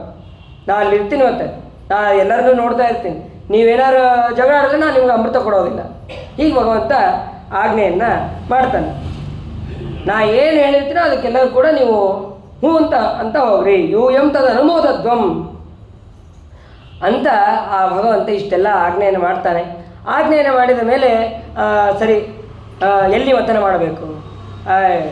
ಕ್ಷೀರಸಾಗರ ಇದೆ, ಕ್ಷೀರಸಾಗರದಲ್ಲಿ ಮಥನವನ್ನು ಮಾಡಬೇಕು. ಸರಿ, ಹಾಗಾದರೆ ಅದಕ್ಕೆ ಕಡಗೋಲು ಯಾವುದು? ಮತ್ತು ಆ ಪರ್ವತವನ್ನು, ಮಂದರ ಪರ್ವತವನ್ನು ತರೋದಕ್ಕೆ ಅಂತ ಹೋಗ್ತಾರೆ. ಆ ಮಂದರ ಪರ್ವತವನ್ನು ಯಾರಿಗೂ ಕೂಡ ಅಲ್ಲಾಡ್ಸೋಕ್ಕಾಗೋದಿಲ್ಲ. ಯಾಕೆ ಅಂತಂದರೆ ಅದಕ್ಕೆ ಒಂದು ವರ ಇರುತ್ತೆ, ಯಾರೂ ಕೂಡ ಅಲ್ಲಾಡಿಸಬಾರ್ದು ಅಂತಂದು ರುದ್ರದೇವರು ವರ ಇರುತ್ತೆ. ಸರಿ, ಹಾಗಾದರೆ ಯಾರೂ ಅಲ್ಲಾಡಿಸೋದೇ ಇಲ್ಲ. ಆವಾಗ ಭಗವಂತ ಏನು ಮಾಡ್ತಾನೆ, ಆ ಭಗವಂತ ತನ್ನ ಕರದಿಂದ ಎತ್ತಿ ಗರುಡನ ಮೇಲೆ ಇಡ್ತಾನೆ. ದೇವತೆಗಳ ಮೇಲೆ ಇಟ್ಟ ಮೇಲೆ ಆ ದೇವತೆಗಳು ಗರುಡನ ಮೇಲೆ ಇಟ್ಟಿರಂತೆ ನಾವು ಅದನ್ನು ಧಾರಣೆ ಮಾಡ್ತೀವಿ ಅಂತ ಹೇಳಿ ಎತ್ತಬೇಕಾಗಿತ್ತು. ಎತ್ತಕ್ಕೆ ಒಂಚೂರು ಸಮಸ್ಯೆ ಆಯ್ತು, ಎತ್ತದ ಮೇಲೆ ನಾವು ಇಟ್ಕೊತೀವಿ. ಸರಿ ಅಂತೇಳಿ ಆವಾಗ ಎಲ್ಲರೂ ಹಿಡ್ಕೊಂಡಿದ್ದಾರೆ. ಹಿಡ್ಕೊಂಡ ತಕ್ಷಣ ಎಲ್ಲರೂ ಪುಡಿ ಆಗೋದು, ಅಷ್ಟು ಪ್ರಬಲವಾದಂತಹ ಪರ್ವತ. ಆವಾಗ ಮತ್ತೆ ಭಗವಂತ ಅದನ್ನು ಎತ್ತಿ ಅನಂತ ಅಂತನ್ನುವಂತಹ ಗರುಡನ ಮೇಲೆ ಇಡ್ತಾನೆ. ಇಲ್ಲಿ ಸಂದೇಹ ಬರುತ್ತೆ, ಅಲ್ಲ ಒಂದೇ ಸತಿ ಆಗಿದಂತಹ ಅಮೃತವತನ ಮತ್ತು 2 ಸತಿ ಗರುಡನ ಮೇಲೆ ಇಟ್ಟರು, ಅದರಾಗೂ 2 ಸತಿನೂ ಬೇರೆ ಬೇರೆ ಹೆಸರಿದೆಯಲ್ಲ ಅಂತಂದು ಪ್ರಶ್ನೆ ಬರುತ್ತೆ. ಅದಕ್ಕೆ ಶ್ರೀಮದಾಚಾರ್ಯ ಹೇಳ್ತಾರೆ, ಅನಂತೋಡೋ ಮಂದರಸ್ತು ಯದಾ ವೈವಸ್ವತಾಂತರಂ ಅಮೃತಾರ್ಥಂ ಸುಪರ್ಣೋಡೋ ರೇವತಸ್ಯಾಂತರೇ ಮನೋಹೋ. 2 ಮನ್ವಂತರಗಳಲ್ಲಿ ಈ ಸಮುದ್ರ ಮಥನ ಅಂತ ಅನ್ನೋದಾಗಿದೆ. ಒಂದು ರೈವತ ಮನ್ವಂತರ, ಇನ್ನೊಂದು ವೈವಸ್ವತ ಮನ್ವಂತರ. ಅದರಲ್ಲಿ ಈ ರೈವತ ಮನ್ವಂತರದಲ್ಲಿ ಸುಪರ್ಣ ನಾಮಕನಾದಂತಹ ಗರುಡ ಅವನ ಮೇಲೆ ಭಗವಂತ ಇಡ್ತಾನೆ. ಇನ್ನು ವೈವಸ್ವತ ಮನ್ವಂತರದಲ್ಲಿ ಅದನ್ನು ಅನಂತ ನಾಮಕನಾದಂತಹ ಗರುಡ ಅದನ್ನು ಹಿಡಿತಾನೆ ಅಂತ ಅನ್ನೋದನ್ನು ಇಲ್ಲಿ ತಿಳಿಬೇಕು. ಅದಾದ ಮೇಲೆ ಎಲ್ಲ ದೇವತೆಗಳು ಕೂಡ ಪುಡಿ ಹೋಗಿರ್ತಾರೆ. ಆ ಪುಡಿಯಾದಂತಹ ದೇವತೆಗಳನ್ನು ತನ್ನ ಕಣ್ಣಿನಿಂದ ನೋಡ್ತಾನೆ. ಕಣ್ಣಿನಿಂದ ನೋಡಿ ಎಲ್ಲ ದೇವತೆಗಳಿಗೂ ಮತ್ತೆ ಶಕ್ತಿಯನ್ನು ಕೊಡ್ತಾನೆ. ಶಕ್ತಿಯನ್ನು ಕೊಟ್ಟು ಆ ಪರ್ವತವನ್ನು ತಗೊಂಡು ಹೋಗಿ ಆ ಸಮುದ್ರದಲ್ಲಿ ಹಾಕ್ತಾರೆ. ಹಾಕಿದ ಮೇಲೆ ಇನ್ನು ಹಗ್ಗ ಬೇಕು. ಹಗ್ಗಕ್ಕೆ ಹೋಗಿ ಅಲ್ಲಿ ಯಾರನ್ನು ಕೇಳಬೇಕು? ಮತ್ತೆ ಲೋಕಕ್ಕೆ ಹೋಗಿದ್ದಾರೆ, ಸರಪ ಲೋಕಕ್ಕೆ ಹೋಗಿದ್ದಾರೆ. ಅಲ್ಲಿ ಹೋಗಿ ವಾಸುಕಿಯನ್ನು ಕೇಳಿದ್ದಾರೆ. ವಾಸುಕಿಯನ್ನು ಕೇಳಿದಾಗ ಆಯಿತು ನಾನು ಬರ್ತೀನಿ ಅಂತ ಹೇಳಿ ಆ ವಾಸುಕಿಯನ್ನು ಎಲ್ಲರೂ ಸೇರಿ, ಎಲ್ಲ ದೇವತೆಗಳು ಎಲ್ಲ ದೈತ್ಯರು ಸೇರಿ ತೊಗೊಂಬಂದರು. ತೊಗೊಂಬಂದರು. ತೊಗೊಂಡು ಬಂದಮೇಲೆ ಅದಕ್ಕೆ ಮಂದರ ಪರ್ವತಕ್ಕೆ ಹಾಕಿ ಇನ್ನೇನು ಕಡಿಯೋದಕ್ಕೆ ಪ್ರಾರಂಭ ಮಾಡಬೇಕು. ದೇವತೆಗಳೆಲ್ಲರೂ ಕೂಡ ಸಾಲಾಗಿ ಅವರು ಮುಖದ ಹತ್ರ ನಿಂತಿದ್ದಾರೆ. ದೈತ್ಯರು ಇಲ್ಲ ಬರೋದಿಲ್ಲ, ಅಲ್ಲಪ್ಪ ನಿಮ್ಮ ಸಲುವಾಗಿ ಅಮೃತ ಮಥನ ಮಾಡ್ತಾ ಇರೋದು, ಮತ್ತು ನೀವು ಬರದಿದ್ರೆ ಹೇಗೆ? ಇಲ್ಲ, ನಾವು ಯಾರು? ನಾವು ಯಾವಾಗಲೂ ಸತ್ಯದಲ್ಲೇ ಇರೋರು, ಸತ್ಯವನ್ನೇ ಮಾತಾಡೋರು, ಕಶ್ಯಪರ ಮಕ್ಕಳು ನಾವು ಅಂತ ಅವರು ಗರ್ವದಿಂದ ಹೇಳ್ತಾರೆ. ಆಯ್ತಪ್ಪ ನಿಮ್ಮ ಹಣೆ ಬರ ಅಂಥೇಳಿ ಆ ಮುಖದ ಹತ್ರ ಆ ದೈತ್ಯರೆಲ್ಲರನ್ನು ಕಳಿಸಿದ ಮೇಲೆ ಈ ಕಡೆ ಬಾಲದ ಹತ್ರ ದೈತ್ಯರು ಬಂದರು. ಯಾಕಂದರೆ ಮೊದಲೇ ಭಗವಂತ ಹೇಳಿದ್ದ ಯಾವುದೇ ರೀತಿಯಾದಂತಹ ಜಗಳವನ್ನು ಆಡೋಂಗಿಲ್ಲ ಅಂತ. ಆ ಮುಖದ ಹತ್ರ ಎಳಿತಾ ಇದ್ದಾರೆ, ಅಮೃತವತನವನ್ನು ಮಾಡ್ತಾ ಇದ್ದಾರೆ. ಮಾಡಬೇಕಾದ್ರೆ ಆ ವಾಸುಕಿ ಸರ್ಪ ಅದು ಹೂತ್ಕಾರವನ್ನು ಮಾಡ್ತಾ ಇದೆ. ಆ ಹೂತ್ಕಾರವನ್ನು ಮಾಡಿದಾಗ ಆ ವಿಷದಿಂದ ತಡ್ಕೊಳಕ್ಕಾಗ್ತಾ ಇಲ್ಲ ಅವರಿಗೆ, ಆ ದೈತ್ಯರಿಗೆ.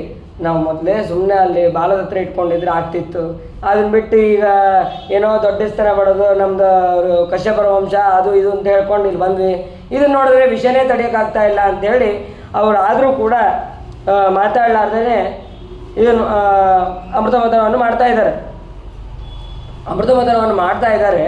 ಮಾಡಬೇಕಾದ್ರೆ ಈ ಪರ್ವತ ಅವರ ವೇಗಕ್ಕೆ ಒಂದ್ಸತಿ ಪರ್ವತ ಮೇಲೆ ಹೋಗೋದು, ಒಂದ್ಸತಿ ಕೆಳಗೆ ಬರೋದು, ಹೀಗಾಗ್ತಾ ಇದೆ. ಆವಾಗ ಭಗವಂತ ಏನು ಮಾಡಿದ ಅಂತಂದರೆ ಕೂರ್ಮ ರೂಪದಿಂದ ಕೆಳಗೆ ಬಂದು ಪರ್ವತವನ್ನು ಹಿಡಿದಿದ್ದಾನೆ.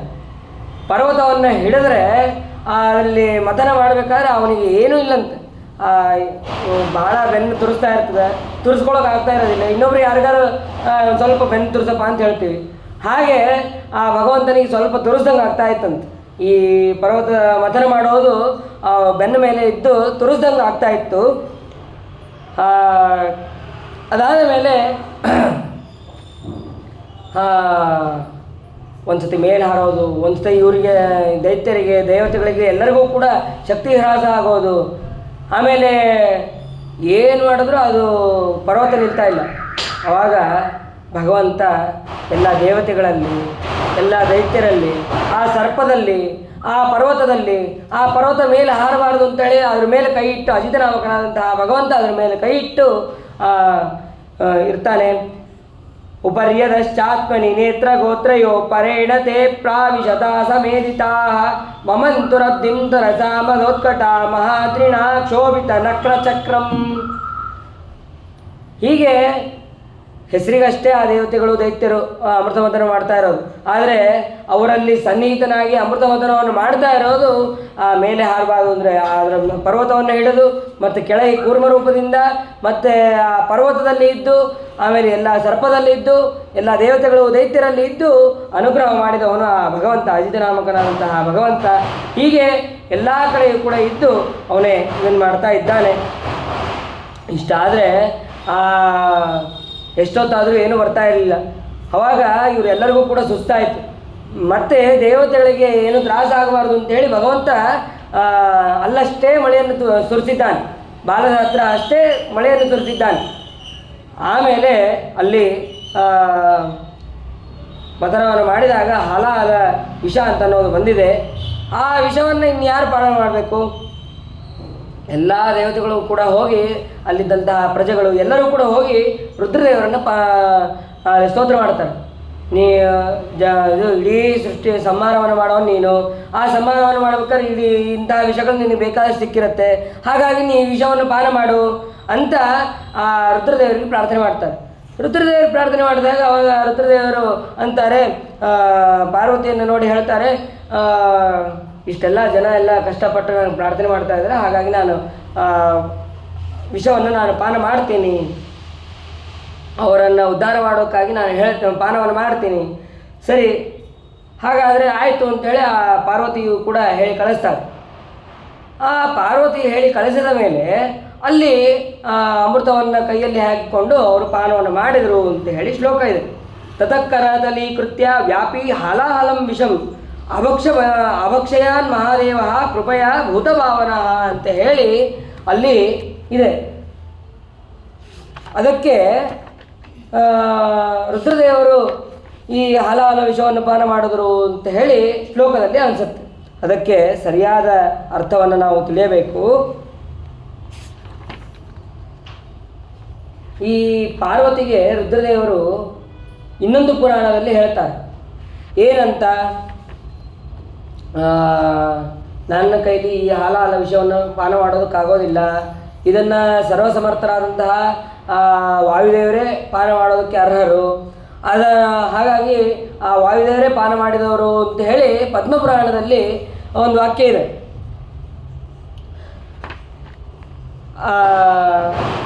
ಅದಕ್ಕೆ ಮತ್ತು ಹಾಗಾದರೆ ಈ ಶ್ಲೋಕಕ್ಕೆ ಏನು ಅರ್ಥ ಮಾಡಬೇಕು ಅಂತಂದರೆ ಅದಕ್ಕೆ ಸತ್ಯಧರ್ಮರು ಹೇಳ್ತಾರೆ,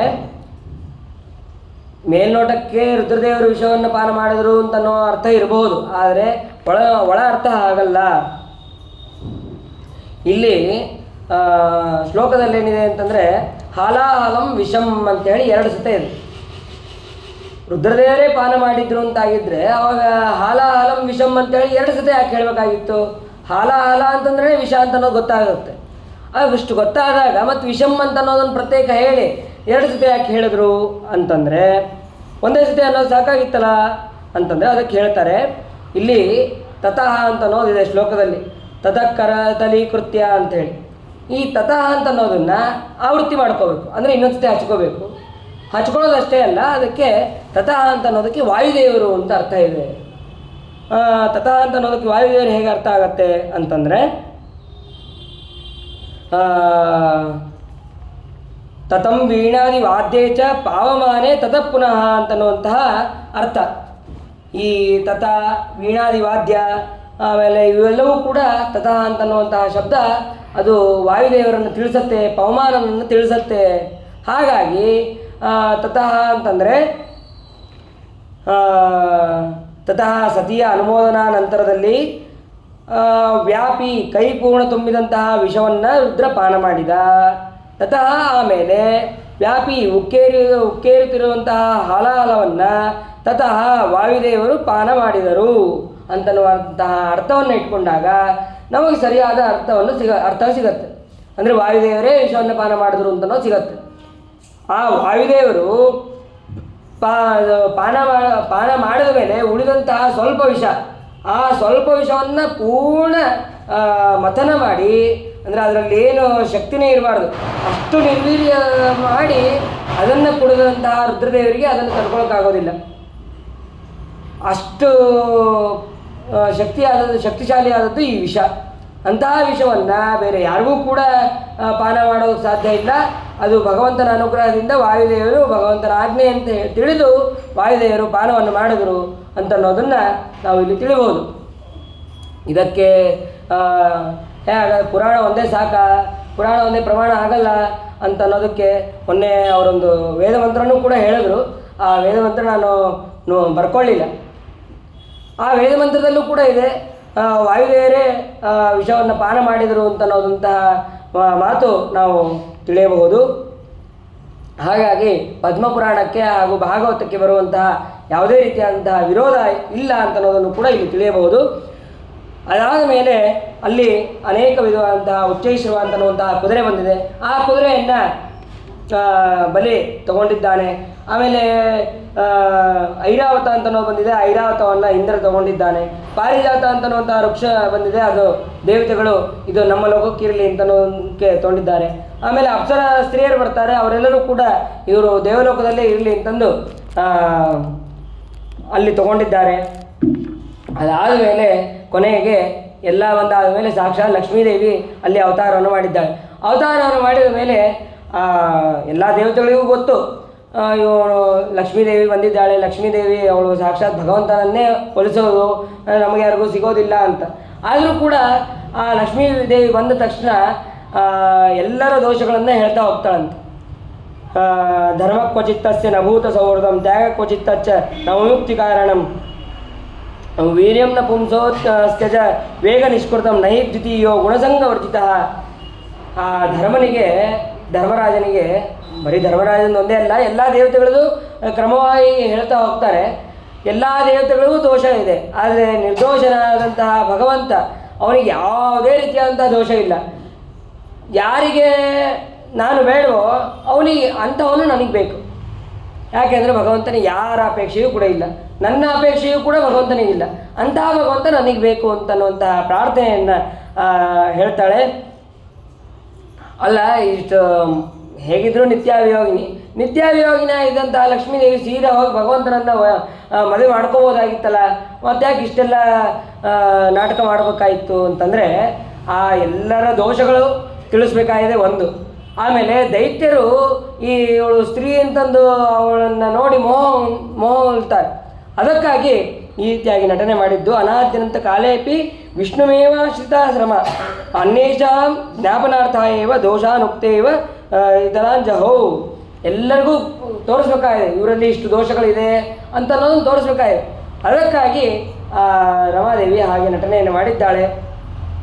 ಆಮೇಲೆ ಆ ಅಜಿತರೂಪಿಯಾದಂತಹ ಪರಮಾತ್ಮನನ್ನು ಮದುವೆಯಾಗಿದ್ದಾಳೆ. ವರುಣ ನನ್ನ ಮಗಳನ್ನು ನಾನು ಕೊಡ್ತಾ ಇದ್ದೇನೆ ಅಂತ ಹೇಳಿ ಅವನು ತಿಳಿದು ಆ ಸಮುದ್ರ ರಾಜನಾದಂತಹ ವರುಣ ಅವನು ತಿಳಿದು ಕನ್ಯಾದಾನವನ್ನು ಮಾಡಿದ್ದಾನೆ. ಅದಾದ ಮೇಲೆ ಅಲ್ಲಿ ಭಗವಂತನ ವಿವಾಹ ಆಗಿದೆ. ಆದಮೇಲೆ ಧನ್ವಂತರಿ ನಾಮಕನಾದಂತಹ ಭಗವಂತ ಅವನು ಅಮೃತ ಕಲಶವನ್ನು ಧಾರಣೆ ಮಾಡಿ ಅಲ್ಲಿ ಬಂದಿದ್ದಾನೆ. ಅಮೃತ ಕಲಶವನ್ನು ಧಾರಣೆ ಮಾಡಿ ಬಂದ ತಕ್ಷಣ ಈ ದೈತ್ಯರೇನು ಮಾಡಿದ್ರು, ಅದನ್ನು ಅಪಹಾರ ಮಾಡಿದ್ರು. ಅವತಾರ ಮಾಡಿ ಇನ್ನೇನು ಕೈಯಲ್ಲಿ ಇಟ್ಕೊಂಡು ಎಲ್ಲರಿಗೂ ಕೊಡಬೇಕು ಅಂತಿದ್ದ, ಅಷ್ಟೊತ್ತಿಗೆ ಅದನ್ನು ಅಪಹಾರ ಮಾಡಿದ್ರು. ಅಪಹಾರ ಮಾಡಿದ ತಕ್ಷಣ ಅದನ್ನು ಭಗವಂತ ಅಲ್ಲಿ ಆ ಧನ್ವಂತರಿ ರೂಪದಿಂದ ಅದೃಶ್ಯನಾದ. ಸರಿ, ಹಾಗಾದರೆ ಏನು ಮಾಡಬೇಕು? ಅವರೆಲ್ಲರೂ ಕೂಡ ನನಗೆ ಸಿಗಲಿ ಅಂತೇಳಿ ಎಲ್ಲರೂ ಕೂಡ ಕಿತ್ತಾಡ್ತಾ ಇರ್ತಾರೆ. ಏನು ಭಗವಂತನಿಗೆ ಶಕ್ತಿ ಇರಲಿಲ್ವಾ? ಏನು ಒಂದು ಸಣ್ಣ ಕಲಶ ಇಟ್ಕೊಳ್ಳೋಕೆ ಅವನ ಕೈ ಶಕ್ತಿ ಇರಲಿಲ್ವಾ ಅಂತನ್ನುವಂಥ ಸಂದೇಹ ಬರ್ತದೆ. ಆದರೆ ಸಂದೇಹ ಭಗವಂತ ಬೇಕಂತಲೇ ಲೂಸಾಗಿ ಇಟ್ಕೊಂಡಿದ್ದಂತೆ. ಯಾಕೆ ಅಂತಂದರೆ ಆ ದೈತ್ಯರು ಬೇಕಂತ ಹೆಂಗೆ ಕಸ್ಕೊತಾರೆ. ಮೊದಲು ಮಾಡಿದಂಥ ನಿಯಮ ಯಾರು ಏನು ಜಗಳ ಆಡಬಾರ್ದು ಅಂತ ಅನ್ನೋದು ದೇವತೆಗಳಿಗೆ ಗೊತ್ತು. ಆದರೆ ದೈತ್ಯರು ಅವ್ರು ಮಾಡುವಂತಹ ಕಪಟ, ಮಾಡುವಂತಹ ದೋಷ ಅದೇನು ಅಂತ ಅನ್ನೋದು ಭಗವಂತ ತೋರಿಸ್ಬೇಕಾಗಿತ್ತು. ಅದಕ್ಕೆ ಭಗವಂತ ಬೇಕಂತಲೇ ಅದನ್ನು ಸಡಿಲವಾಗಿ ಇಟ್ಕೊಂಡಿದ್ದ ಅಂತ ಅನ್ನೋದನ್ನು ತಿಳಿಬೇಕು. ಅದಾದ ಮೇಲೆ ಅಲ್ಲಿ ಸುಂದರವಾದಂತಹ ಮೋಹಿನಿ ರೂಪವನ್ನು ಧಾರಣೆ ಮಾಡಿ ಅಲ್ಲಿ ಭಗವಂತ ಬಂದಿದ್ದಾನೆ. ಆ ಭಗವಂತ ಮೋಹಿನಿ ರೂಪವನ್ನು ಧಾರಣೆ ಮಾಡಿ ಬಂದರೆ ಎಲ್ಲರೂ ಮೋಹಗೊಂಡಿದ್ದಾರೆ. ಹೇಳಿ ಕೇಳಿ ಭಗವಂತನ ಮಾಯೆ. ತೇನ ವಿನಾ ತೃಣೋಪಿ ಚಲತಿ ಮುಖ್ಯಂತಿಯಂ ಸೂರ್ಯ. ಆ ಭಗವಂತನ ಅನುಗ್ರಹ ಇಲ್ಲದೆ ಎಲ್ಲ ದೇವತೆಗಳೇ ಮೋಹ ಹೋಗ್ತಾರೆ ಅಂತಂದಮೇಲೆ ಆ ಭಗವಂತನ ಅನುಗ್ರಹ ಇರುವಂತಹ ಈ ದೈತ್ಯರು ಅವರು ಮೋಹಗೊಳ್ಳೋದ್ರಲ್ಲಿ ಏನು ಆಶ್ಚರ್ಯ ಇಲ್ಲ. ಅಂತಹ ಭಗವಂತನ ಸ್ಫುರದ್ರೂಪಿಯಾದಂತಹ ಮೋಹಿನಿ ರೂಪ ಅಲ್ಲಿ ತೊಗೊಂಡು ಬಂದಿದ್ದಾನೆ. ತಗೊಂಡು ಬಂದ ತಕ್ಷಣ ಆ ದೈತ್ಯರೆಲ್ಲರೂ ಕೂಡ ಸೇರಿ ಆ ಮೋಹಿನಿ ರೂಪಿ ಹತ್ರ ಹೋಗಿ ಈ ಕಲಶವನ್ನು ನೀನೇ ತಗೊಂಡು ಎಲ್ಲರಿಗೂ ನೀನೇ ಸಮಾನವಾಗಿ ಹಂಚು. ಇಲ್ಲಪ್ಪ, ನನ್ನ ಮೇಲೆ ವಿಶ್ವಾಸ ಮಾಡಬೇಡ್ರಿ, ನಾನು ಬಹಳ ಮೋಸ ಮಾಡ್ತೀನಿ ಅಂತ ಹೇಳಿದರೆ ಆ ಭಗವಂತ ಹೇಳಿದ್ರೆ ಏನೂ ಕೇಳೋದಿಲ್ಲ. ಕೇಳದೇನೆ ಆ ಭಗವಂತನ ಕೈಯಲ್ಲಿ ಕೊಡ್ತಾರೆ. ಕೊಟ್ಟ ಮೇಲೆ ಹಾಗಾದರೆ ಸರಿ, ನಾನೇ ಬಡಿಸ್ಬೇಕೋದಿಲ್ಲ, ನಾನು ಬಡಿಸ್ತೀನಿ. ಬಡಿಸ್ಬೇಕು ಅಂತಂದರೆ ಮೊದಲು ಹೋಗಿ ಎಲ್ಲರೂ ಸ್ನಾನ ಮಾಡ್ಕೊಂಬರ್ರಿ, ಶುದ್ಧವಾಗಿ ಧಾವಳಿಯನ್ನು ಉಟ್ಕೊಂಡು ಎಲ್ಲರೂ ಬೇರೆ ಬೇರೆ ಸ್ಥಳದಲ್ಲಿ, ಈ ಕಡೆ ದೈತ್ಯರು ಈ ಕಡೆ ದೇವತೆಗಳು ಹೀಗೆಲ್ಲ ಪ್ರತ್ಯೇಕ ಕೂಡ್ರಿ ಅಂತ ಹೇಳಿ ಭಗವಂತ ಆಜ್ಞೆ ಮಾಡ್ತಾರೆ. ಅಲ್ಲಿ ಕೂಡಬೇಕಾದ್ರೆ ಏನೋ ಸ್ನಾನ ಮಾಡಿ ಸುಮ್ಮನೆ ಬಂದು ಕೂಡಲಿಲ್ಲ.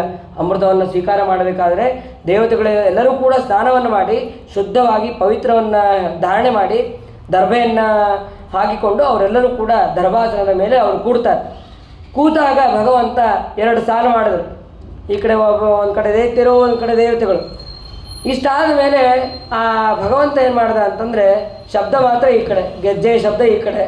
ಆದರೆ ದೇವತೆಗಳಿಗೆ ಅದನ್ನು ಆ ಅಮೃತವನ್ನು ಹಂಚಿದ್ದಾನೆ. ಹಂಚಿದಾಗ ಆ ದೈತ್ಯರು ನಮಗೆ ಬರ್ತಾ ಇದೆ ಅಂತಂದು ಎಲ್ಲರೂ ಕೂಡ ಖುಷಿಯಿಂದನೇ ಅದರ ಶಬ್ದವನ್ನು ಕೇಳ್ತಾ ಇದ್ದಾರೆ ಹೊರತು ಯಾರೂ ಕೂಡ ಕಣ್ಣು ತೆರೆದಿಲ್ಲ.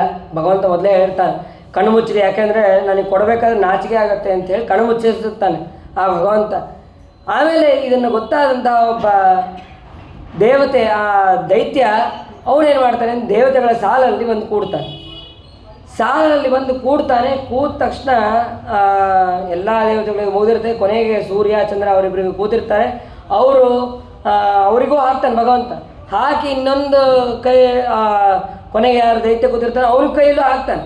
ಹಾಕಿದ ಮೇಲೆ ಅವಾಗ ಸೂರ್ಯಚಂದ್ರ ತೋರಿಸ್ತಾನೆ, ಅವನು ದೇವತೆ ಅಲ್ಲ ದೈತ್ಯ. ಹಾಗಾದರೆ ಭಗವಂತನಿಗೆ ಗೊತ್ತಿರಲಿಲ್ವಾ ಅವನು ದೈತ್ಯ ಅಂತ ಅನ್ನೋದು? ಗೊತ್ತಿತ್ತು, ಯಾಕಂದರೆ ಸರ್ವಜ್ಞ ಅವನು. ಆದರೂ ಕೂಡ ಈ ಸೂರ್ಯಚಂದ್ರರು ತೋರಿಸೋದ್ರಿಂದ ಅವರಿಗೊಂದು ಮುಂದೆ ಕಳಂಕ ಅಂತ ಅನ್ನೋದು ಬರುತ್ತೆ. ಅದಕ್ಕಾಗಿ ಭಗವಂತ ನಟನೆ ಮಾಡ್ದ. ಇಲ್ಲದೇ ಇದ್ದರೆ ಗೊತ್ತಾದ ತಕ್ಷಣ ಅವನು ಕೊಲ್ಬೋದಾಯಿತು. ಆಮೇಲೆ ಆ ಸೂರ್ಯಚಂದ್ರ ಹೇಳಿದ ತಕ್ಷಣ ಭಗವಂತ ಮೋಹಿನಿ ರೂಪದಿಂದ ಪುರುಷ ರೂಪವನ್ನು ತಗೊಂಡು ಆ ದೈತ್ಯನನ್ನು ಸಂಹಾರ ಮಾಡಿದ ತಕ್ಷಣ ರುಂಡ ಒಂದು ಕಡೆ ಮುಂಡ ಒಂದು ಕಡೆ ಆಯಿತು. ಆ ರುಂಡ ಹೋಗಿ ಸೀದಾ ಗರ್ಭೋದಕಕ್ಕೆ ಹೋಗಿ ಬೀಳತ್ತೆ. ಆ ವಿಷ ಅದು ಅಮೃತ ಸ್ವಲ್ಪ ಅದರಲ್ಲಿ ಹೋಗಿದ್ದರಿಂದ ಅದಕ್ಕೆ 2 ಭಾಗವನ್ನು ಮಾಡಿ, ಒಬ್ಬ ರಾಹು ಒಂದು ಕೇತು ಅಂತನ್ನುವಂತಹ 2 ವಿಭಾಗವನ್ನು ಮಾಡ್ತಾರೆ. ಮಾಡಿದ ಮೇಲೆ ಇವರು ಸೂರ್ಯಚಂದ್ರನ ಮೇಲೆ ಬಹಳ ಸಿಟ್ಟಿನಿಂದ ಇವರೇ ನಮಗೆ ತೋರಿಸಿದವರು ಅಂತ ತಿಳಿಸಿ ಅವಾಗ ಗ್ರಹಣ ಇತ್ಯಾದಿಗಳು ಅವ್ರ ಮೇಲೆ ಬರ್ತಾ ಇರುತ್ತೆ. ಯಾವಾಗ ಭಗವಂತನ ಚಕ್ರ ಬರುತ್ತೋ ಆವಾಗ ಆ ಗ್ರಹಣದ ಮೋಚನೆಯೂ ಕೂಡ ಆಗತ್ತೆ ಅಂತ ಅನ್ನೋದನ್ನು ಅಲ್ಲಿ ತಿಳಿಸ್ತಾರೆ. ಮತ್ತೆ ದೈತ್ಯರೆಲ್ಲರೂ ನಮಗೆ ಮೋಸ ಆಯಿತು ಅಂತೇಳಿ ಯುದ್ಧವನ್ನು ಮಾಡೋದಕ್ಕೆ ಪ್ರಾರಂಭ ಮಾಡ್ತಾರೆ. ಪ್ರಾರಂಭ ಮಾಡಿದ ಮೇಲೆ ಆವಾಗ ಘೋರವಾದಂತಹ ಯುದ್ಧ ಪ್ರಾರಂಭ ಆಗುತ್ತೆ. ಎಲ್ಲ ದೇವತೆಗಳು ದೈತ್ಯರು ಇವ್ರಿಗಂತೂ ಅಮೃತ ಸಿಕ್ಕಾದ ಮೇಲೆ ಇಂದ್ರ ಎಲ್ಲರನ್ನೂ ವಜ್ರಾಯುಧದಿಂದ ಸಂಹಾರ ಮಾಡ್ತಾ ಹೋಗ್ತಾನೆ. ಆದರೆ ಆ ನಮೂಚಿಯನ್ನು ಒಂದು 10 ಸತಿ ಹಿಂಗೆ ಖಡ್ಗದಿಂದ ಇದನ್ನು ಮಾಡ್ತಾನೆ, ವಜ್ರಾಯುಧದಿಂದ ಮಾಡ್ತಾನೆ. ಏನು ಮಾಡಿದ್ರೆ ಅವ್ನು ಸಂಹಾರ ಆಗೋದಿಲ್ಲ. ಅವಾಗ ಮತ್ತೆ ಆಕಾಶವಾಣಿ ಆಗುತ್ತೆ, ಅವನು ಹೀಗೆಲ್ಲ ಸಾಯೋದಿಲ್ಲ, ಅವನು ನಿನ್ನ ವಜ್ರಾಯುಧ 10 ಸತಿ ಬೀಸಿದ್ರೂ ಉಪಯೋಗ ಇಲ್ಲ. ಅವನಿಗೆ ಯಾವ ರೀತಿ ಮಾಡಬೇಕು ಅಂತಂದರೆ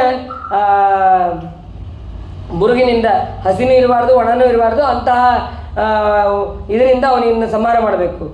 ಆಯಿತು ಸರಿ ಅಂತ ಹೇಳಿ ಅಲ್ಲೇ ಹೇಗಿದ್ರು ಕ್ಷೀರಸಾಗರ, ಅದರಲ್ಲಿ ಬುರುಗು ಇದ್ದೇ ಇರ್ತದೆ ಅಂತ ಹೇಳಿ ಆ ಬುರುಗು ತಗೊಂಡು ಆ ನಮೂಚಿಯನ್ನು ಸಂಹಾರ ಮಾಡಿದ್ದಾರೆ. ಬಲಚಕ್ರವರ್ತಿಯನ್ನು ಕೆಳಗೆ ಬೀಳಿಸಿದ ತಕ್ಷಣ ಎಲ್ಲ ದೈತ್ಯರು ಇನ್ನೂ ಸಿಟ್ಟಿಗೆ ಬಂದಿದ್ದಾರೆ. ತಮ್ಮ ರಾಜ ಬಲಿಚಕ್ರವರ್ತಿಯನ್ನು ಕೆಳಗೆ ಬೀಳಿದ ತಕ್ಷಣ ಎಲ್ಲ ದೈತ್ಯರು ಮತ್ತೆ ಯುದ್ಧಕ್ಕೆ ಬಂದಿದ್ದಾರೆ. ಅದಾದ ಮೇಲೆ ಬ್ರಹ್ಮದೇವರು ನಾರದರಿಗೆ ಹೇಳ್ತಾರೆ, ನೋಡಪ್ಪ ಹೇಗಾದರೂ ಮಾಡಿ ಯುದ್ಧವನ್ನು ನಿಲ್ಲಿಸು ಅಂತ ಆ ನಾರದರಿಗೆ ಹೇಳ್ತಾರೆ ಬ್ರಹ್ಮದೇವರು. ಹೇಳಿದಾಗ ಅವಾಗ ನಾರದರು ಬಂದು ಹೇಳ್ತಾರೆ, ಅಮೃತ ಸಿಕ್ಕಾಗಿದೆ, ನಿಮಗೆ ಅಮೃತ ಬೇಕಾಗಿತ್ತು, ಅಮೃತ ಸಿಕ್ಕಾಗಿದೆ, ಮತ್ತು ಅಷ್ಟೇ ಅಲ್ಲ ನಿಮಗೆ ರಾಜ್ಯ ಬೇಕಾಗಿತ್ತು, ಆ ರಾಜ್ಯವೂ ಕೂಡ ಸಿಕ್ಕಾಗಿದೆ. ಹಾಗಾಗಿ ಇನ್ನು ಯುದ್ಧ ಬೇಡ, ಯುದ್ಧವನ್ನು ನಿಲ್ಲಿಸ್ರಿ ಅಂತ ಇಷ್ಟು ಹೇಳ್ತಾರೆ. ಇಷ್ಟು ಹೇಳಿದ ಮೇಲೆ ಆವಾಗ ಎಲ್ಲ ದೇವತೆಗಳು ಕೂಡ ಯುದ್ಧವನ್ನು ನಿಲ್ಲಿಸಿ ತಮ್ಮ ತಮ್ಮ ಸ್ಥಾನಕ್ಕೆ ಅಂತ ಹೋಗ್ತಾರೆ. ಈ ಕಡೆ ದೈತ್ಯರೆಲ್ಲರೂ ಕೂಡ ಯುದ್ಧದಲ್ಲಿ ಸತ್ತಂತಹ ಎಲ್ಲ ದೈತ್ಯರು ಒಬ್ಬೊಬ್ಬರು ಸಾಯ್ತಾ ಹೋಗಿರ್ತಾರೆ. ಎಲ್ಲರನ್ನೂ ಕೂಡ ಶುಕ್ರಾಚಾರ್ಯರು ಮತ್ತು ಸಂಜೀವಿನಿ ವಿದ್ಯೆಯಿಂದ ಅವರು ಬದುಕಿಸ್ತಾರೆ. ಈ ಬಲಿಚಕ್ರವರ್ತಿಗೂ ಕೂಡ ಆ ಸಂಜೀವಿನಿ ವಿದ್ಯೆಯಿಂದ ಅವನನ್ನು ಆರಾಮಾಗಿ ಮಾಡ್ತಾರೆ. ಅವನ್ನ ಇಷ್ಟು ಮಾಡಿದ ಮೇಲೆ ಅವರು ಮತ್ತೆ ವಿಚಾರವನ್ನು ಮಾಡ್ತಾ ಇರ್ತಾರೆ, ಯಾವಾಗ ಆ ದೇವತೆಗಳನ್ನು ನಾವು ಹೊಡಿಬೇಕು ಅಂತಂದು. ಇಷ್ಟಾದ ಮೇಲೆ ಸಮುದ್ರ ಮಂಥನವನ್ನು ತಿಳಿಸಿದ ಮೇಲೆ ಈ ಸಮುದ್ರ ಮಂಥನವನ್ನು ಯಾರು ಕೇಳ್ತಾರೋ ಯಾರು ಹೇಳ್ತಾರೋ ಅವರಿಗೆ ಎಲ್ಲ ರೀತಿಯಾದಂತಹ ಕಾರ್ಯಗಳು ಸಿದ್ಧಿಯಾಗತ್ತೆ. ಅದಾದ ಮೇಲೆ ಮತ್ತೆ ಅನೇಕ ವಿಧವಾದಂತಹ ಮನ್ವಂತರಗಳನ್ನು ಅಲ್ಲಿ ಹೇಳ್ತಾರೆ. ವೈವಸ್ವತ ಮನ್ವಂತರು, ಆ ವೈವಸ್ವತ ಮನ್ವಂತರದಲ್ಲಿ ಕಶ್ಯಪ, ಅತ್ರಿ, ವಸಿಷ್ಠ, ವಿಶ್ವಾಮಿತ್ರ, ಗೌತಮ, ಜಮದಗ್ನಿ, ಆಮೇಲೆ ಭರದ್ವಾಜ, ಇವರೇ ಅಲ್ಲಿ ಸಪ್ತ ಋಷಿಗಳು. ಪುರಂದರ ಅವನೇ ಇಂದ್ರ, ಆಮೇಲೆ ಇಕ್ಷ್ವಾಕು ಮೊದಲಾದಂತಹ ರಾಜರು ಮನುವಿನ ಪುತ್ರರು. ಆಮೇಲೆ ವಸು ಅಷ್ಟವಸುಗಳೇ ಅಲ್ಲಿ ದೇವತೆಗಳು, ಮತ್ತು ಬೇರೆ ಬೇರೆ ದೇವತೆಗಳು ಕೂಡ ಇದ್ದಾರೆ. ಆಮೇಲೆ ಋಷಿಗಳು ಕಶ್ಯಪ, ಅತ್ರಿ, ವಸಿಷ್ಠ. ಆಮೇಲೆ ಅಲ್ಲಿ ಭಗವಂತನ ಅವತಾರ ಯಾವುದು ಅಂತಂದರೆ ವಾಮನ, ಮತ್ತು ಸಾವರ್ಣಿ ಮನ್ವಂತರ. ಈ ವಾಮನ ರೂಪಿಯಾದಂತಹ ಪರಮಾತ್ಮ ಅವನು ಬಲಚಕ್ರವರ್ತಿಗೆ ಅವನ ಹತ್ರ ಇರುವಂತಹ ಸ್ಥಾನವನ್ನು ಕಸಿದುಕೊಂಡು ಇಂದ್ರನಿಗೆ ಕೊಡ್ತಾನೆ ಅಂತ ಅನ್ನೋದನ್ನು ಹೇಳ್ತಾರೆ. ಅದಾದ ಮೇಲೆ ಸಾವರ್ಣಿ ಮನ್ವಂತರ, ಅಲ್ಲಿ ಆ ಸಾವರ್ಣಿ ಮನ್ವಂತರದಲ್ಲಿ ಬಲಿ ಅಂತನವನೇ ಇಂದ್ರ ಆಗ್ತಾನೆ. ಆಮೇಲೆ ಅಲ್ಯಾರು ಮನ್ವಂತರದ ಮಕ್ಕಳು ಅಂತಂದರೆ ನಿರ್ಮೋಹ, ವೀರಜಸ್ಕ ಅಂತ ಇವರೇ ಮೊದಲಾದಂತಹ ಮಕ್ಕಳು ಅಲ್ಲಿ ಆಗ್ತಾರೆ. ಆಮೇಲೆ ದೇವತೆಗಳು ಸುತಪ, ವಿರಜ. ಆಮೇಲೆ ಋಷಿಗಳು ಗಾಲವ, ದೀಪ್ತಿವಂತ, ಇವರೇ ಮೊದಲಾದಂತಹ ಋಷಿಗಳೆಲ್ಲ ಆಗ್ತಾರೆ. ಅಲ್ಲಿ ಭಗವಂತನ ಅವತಾರ ಯಾವುದು ಅಂತಂದರೆ ಸಾರ್ವಭೌಮ ಅಂತನ್ನುವಂತಹ ಭಗವಂತನ ಅವತಾರ. ಆಮೇಲೆ 9ನೇ ಮನ್ವಂತರ ದಕ್ಷ ಸಾವರ್ಣಿ, ಅಲ್ಲಿ ಭೂತಕೇತು, ದೀಪ್ತಕೇತು ಅಂತನ್ನುವಂತಹ ಮನುವಿನ ಮಕ್ಕಳು. ಆಮೇಲೆ ಅದ್ಭುತ ಅಂತನ್ನುವಂತಹ ಹೆಸರಿನಿಂದ ಅಲ್ಲಿ ಇಂದ್ರನಾಗ್ತಾನೆ. ಆಮೇಲೆ ದೇವತೆಗಳು ಯಾರು ಅಂತಂದರೆ ಮರೀಚಿ ಮೊದಲಾದಂತಹ ದೇವತೆಗಳು. ಆಮೇಲೆ ಋಷಿಗಳು ದ್ಯುತಿವಂತ ಇವರೇ ಮೊದಲಾದಂತಹ ಋಷಿಗಳು. ಋಷಭ ಅಂತನ್ನುವನು ಅಲ್ಲಿ ಭಗವಂತ ಅವತಾರ ಮಾಡ್ತಾನೆ. ಆಮೇಲೆ 10ನೇದು ಬ್ರಹ್ಮಸಾವರ್ಣಿ, ಅಲ್ಲಿ ಭೂರಿಷೇಣ ಹವಿಷ್ಮಂತ ಅಂತನ್ನುವಂತಹ ಮಕ್ಕಳು. ಶಂಭು ನಾಮಕನಾಗಿ ಇಂದ್ರ ಇರ್ತಾನೆ. ಆಮೇಲೆ ಸುಧಾಮ ಅಂತನ್ನುವಂತಹ ದೇವತೆ, ಹವಿಷ್ಮಂತ, ಸುಕೃತ, ಸತ್ಯ, ಜಯ, ಮೂರ್ತಿ ಇವರೇ ಮೊದಲಾದಂತಹ ಅಲ್ಲಿ ಋಷಿಗಳು. ಶ್ರೀಮೂರ್ತಿ ಅಂತನ್ನುವಂತಹ ಭಗವಂತನ ಅವತಾರ. ಅದಾದ ಮೇಲೆ ಧರ್ಮಸಾವರ್ಣಿ, ಅಲ್ಲಿ ಸತ್ಯಧರ್ಮ ಅಂತನ್ನುವಂತಹ ಮನ್ವಂತರನ ಮಗ. ವೈದ್ಯುತಿ ಅಂತನ್ನುವಂತಹ ಹೆಸರಿನಿಂದ ಇಂದ್ರ. ಆಮೇಲೆ ವಿಹಂಗಮ, ಕಾಮಗ, ನಿರ್ವಾಣ, ರುಚಿಕ ಅಂತನ್ನುವಂತಹವರು ಅಲ್ಲಿ ಮಕ್ಕಳು, ಅಲ್ಲಿ ಅದು ದೇವತೆಗಳು. ಅದಾದ ಮೇಲೆ ಅರುಣ ಅನ್ನೋವರೇ ಮೊದಲಾದವರು ಅಲ್ಲಿ ಋಷಿಗಳು. ಅದಾದಮೇಲೆ ಧರ್ಮಸೇತು ಅಂತನ್ನುವಂತಹ ಭಗವಂತನ ಅವತಾರ. ಆಮೇಲೆ ಮೇರು ಸಾವರ್ಣಿ, ಅಲ್ಲಿ ದೇವಂತ, ದೇವಶ್ರೇಷ್ಠ, ಉಪದೇವ. ಆಮೇಲೆ ಋತುಧಾಮ ಅಂತನ್ನುವಂತಹ ಇಂದ್ರ, ಹರಿತ ಅಂತನ್ನುವಂತಹ ದೇವತೆ. ಆಮೇಲೆ ತಪೋಮೂರ್ತಿ, ತಪ ಇವರೇ ಮೊದಲಾದಂತಹ ಋಷಿಗಳು. ಸ್ವಧಾಮ ಅಂತನ್ನುವಂತಹ ಭಗವಂತನ ಅವತಾರ. ಆಮೇಲೆ ದೇವಸಾವರ್ಣಿ, ಅಲ್ಲಿ ಚಿತ್ರಸೇನ, ವಿಚಿತ್ರ, ದಿವಸ್ಪತಿ, ಸುಕರ್ಮ, ಸುತ್ರಾಸರರು ಇವರೇ ಮೊದಲಾದ ದೇವತೆಗಳು. ನಿರ್ಮೋಕ ಅಂತನ್ನುವಂತಹ ಋಷಿಗಳು. ಯೋಗೇಶ್ವರ ಅಂತನ್ನುವಂತಹ ಭಗವಂತನ ಅವತಾರ. ಅದಾದ ಮೇಲೆ ಇಂದ್ರ ಸಾವರ್ಣಿ ಕೊನೆಯದು. ಆ ಕೊನೆಯ ಮನ್ವಂತರದಲ್ಲಿ ಜಂತು, ಭೀರವ, ಮೌರ್ಯ ಅಂತನ್ನುವಂತಹ ಮನುಪುತ್ರರು. ಶುಚಿ ಅಂತನ್ನುವಂತಹ ಇಂದ್ರ. ಆಮೇಲೆ ವಿಚಿತ್ರ, ಚಾಕ್ಷುಷ.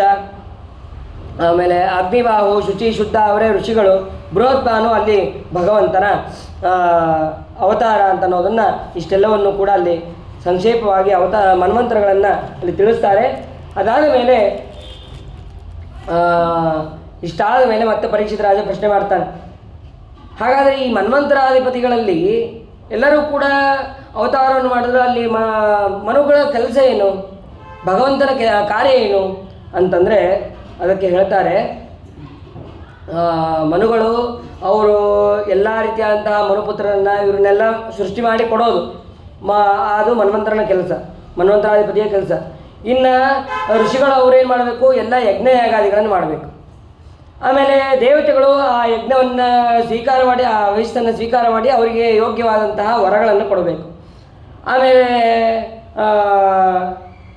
ಇದಾದ ಮೇಲೆ ಮತ್ತು ಋಷಿಗಳು ಮನುಪುತ್ರರು ಅವರು ಸರಿಯಾಗಿ ರಾಜ್ಯಭಾರ ನಡೀತಾ ಇದೆಯೋ ಇಲ್ಲೋ, ಈ ಅಧಿಪತಿಯಲ್ಲಿ ಅಂದರೆ ಮನ್ವಂತರದಲ್ಲಿ ಸರಿಯಾಗಿ ರಾಜ್ಯ ನಡೀತಾ ಇದೆಯೋ ಇಲ್ಲೋ ಅದೆಲ್ಲವನ್ನು ಕೂಡ ನೋಡಬೇಕು.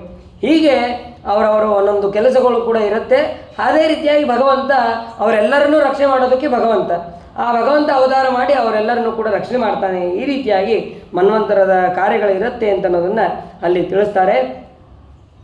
ಆಮೇಲೆ ಪರೀಕ್ಷಿತ ಪ್ರಶ್ನೆ ಮಾಡ್ತಾರೆ, ವೈವಸ್ವತ ಮನ್ವಂತರದಲ್ಲಿ ಆ ಮನ್ವಂತರದಲ್ಲಿ ವಾಮನ ರೂಪಿಯಾದಂತಹ ಪರಮಾತ್ಮ ಅವತಾರ ಮಾಡ್ತಾನೆ ಅಂತಂದ್ರಿ, ಭಗವಂತ ಹೇಗೆ ಅವತಾರವನ್ನು ಮಾಡಿದ?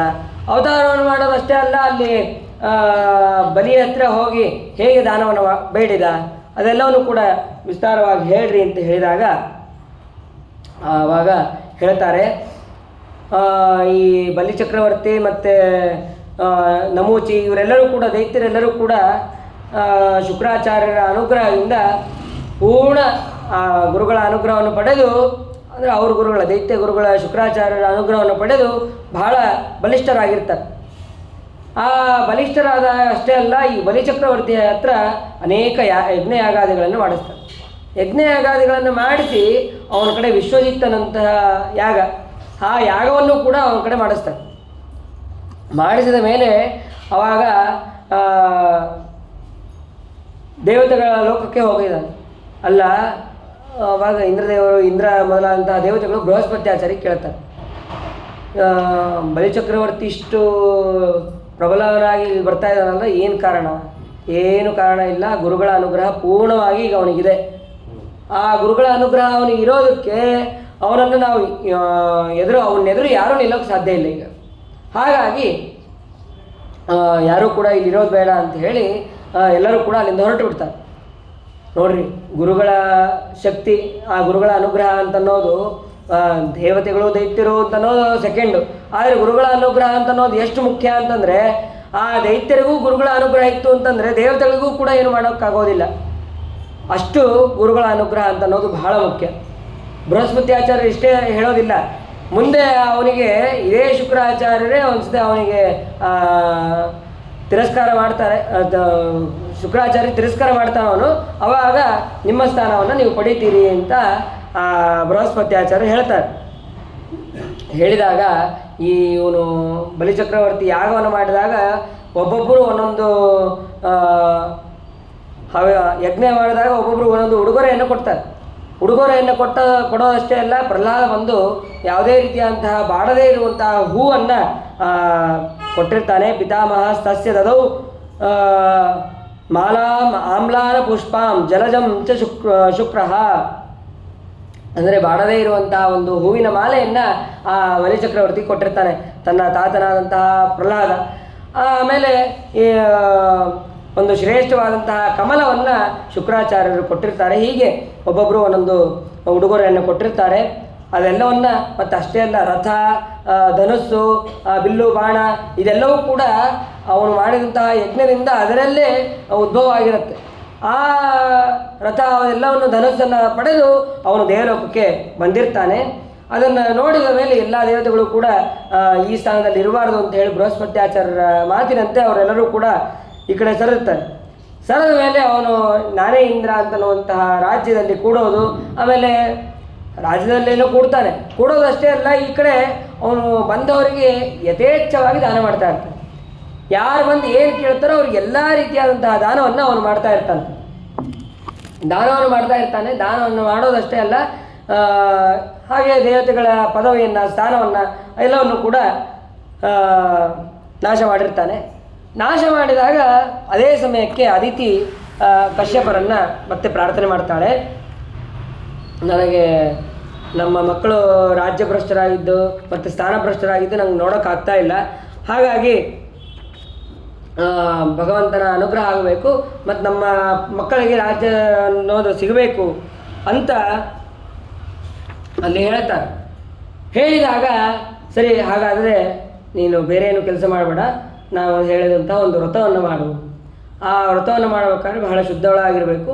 ಅಷ್ಟೇ ಅಲ್ಲ, ಇದು ನಾ ಹಿಂದೆ ಒಂದು ಜೊತೆ ದಿತಿದೇವಿ ಹೀಗೆ ಕೇಳಿದ್ಲು, ಆವಾಗ ನಾನು ಬೇಡ ಅಂತ ಹೇಳಿದ್ದೆ. ಆದರೆ ಈಗ ಸದುದ್ದೇಶದಿಂದ ನೀನು ಮಾಡ್ತಾ ಇದ್ದೀಯ, ಹಾಗಾದರೆ ನಾನು ನಿನಗೆ ಯೋಗ್ಯವಾದಂತಹ ಒಂದು ವ್ರತವನ್ನು ಹೇಳ್ತೀನಿ ಅಂತ ಕಶ್ಯಪರು ಹೇಳ್ತಾರೆ. ಭಗವಂತನನ್ನು ಕುರಿತು ಧ್ಯಾನವನ್ನು ಮಾಡು. ಮತ್ತು ಧ್ಯಾನವನ್ನು ಮಾಡೋದಷ್ಟೇ ಅಲ್ಲ, ಪಯೋವ್ರತ ಅಂತನ್ನುವಂತಹ ವ್ರತವನ್ನು ನೀನು ಮಾಡು. ಅವಾಗ ಹೇಳ್ತಾರೆ, ಸರಿ, ಹಾಗಾದರೆ ಆ ವ್ರತವನ್ನು ಯಾವಾಗ ಮಾಡಬೇಕು, ಹೇಗೆ ಮಾಡಬೇಕು, ಅದರ ವಿಧಾನ ಹೇಗೆ, ಅದೆಲ್ಲವನ್ನು ಕೂಡ ಹೇಳ್ರಿ ಅಂತಂದಾಗ ಅದಕ್ಕೆ ಹೇಳ್ತಾರೆ, ಫಾಲ್ಗುಣ ಮಾಸ ಶುಕ್ಲ ಪಕ್ಷದ ಪ್ರತಿಪದಾದಿಂದ ತ್ರಯೋದಶಿ ತನಕ ಆ ವ್ರತವನ್ನು ಮಾಡಬೇಕು.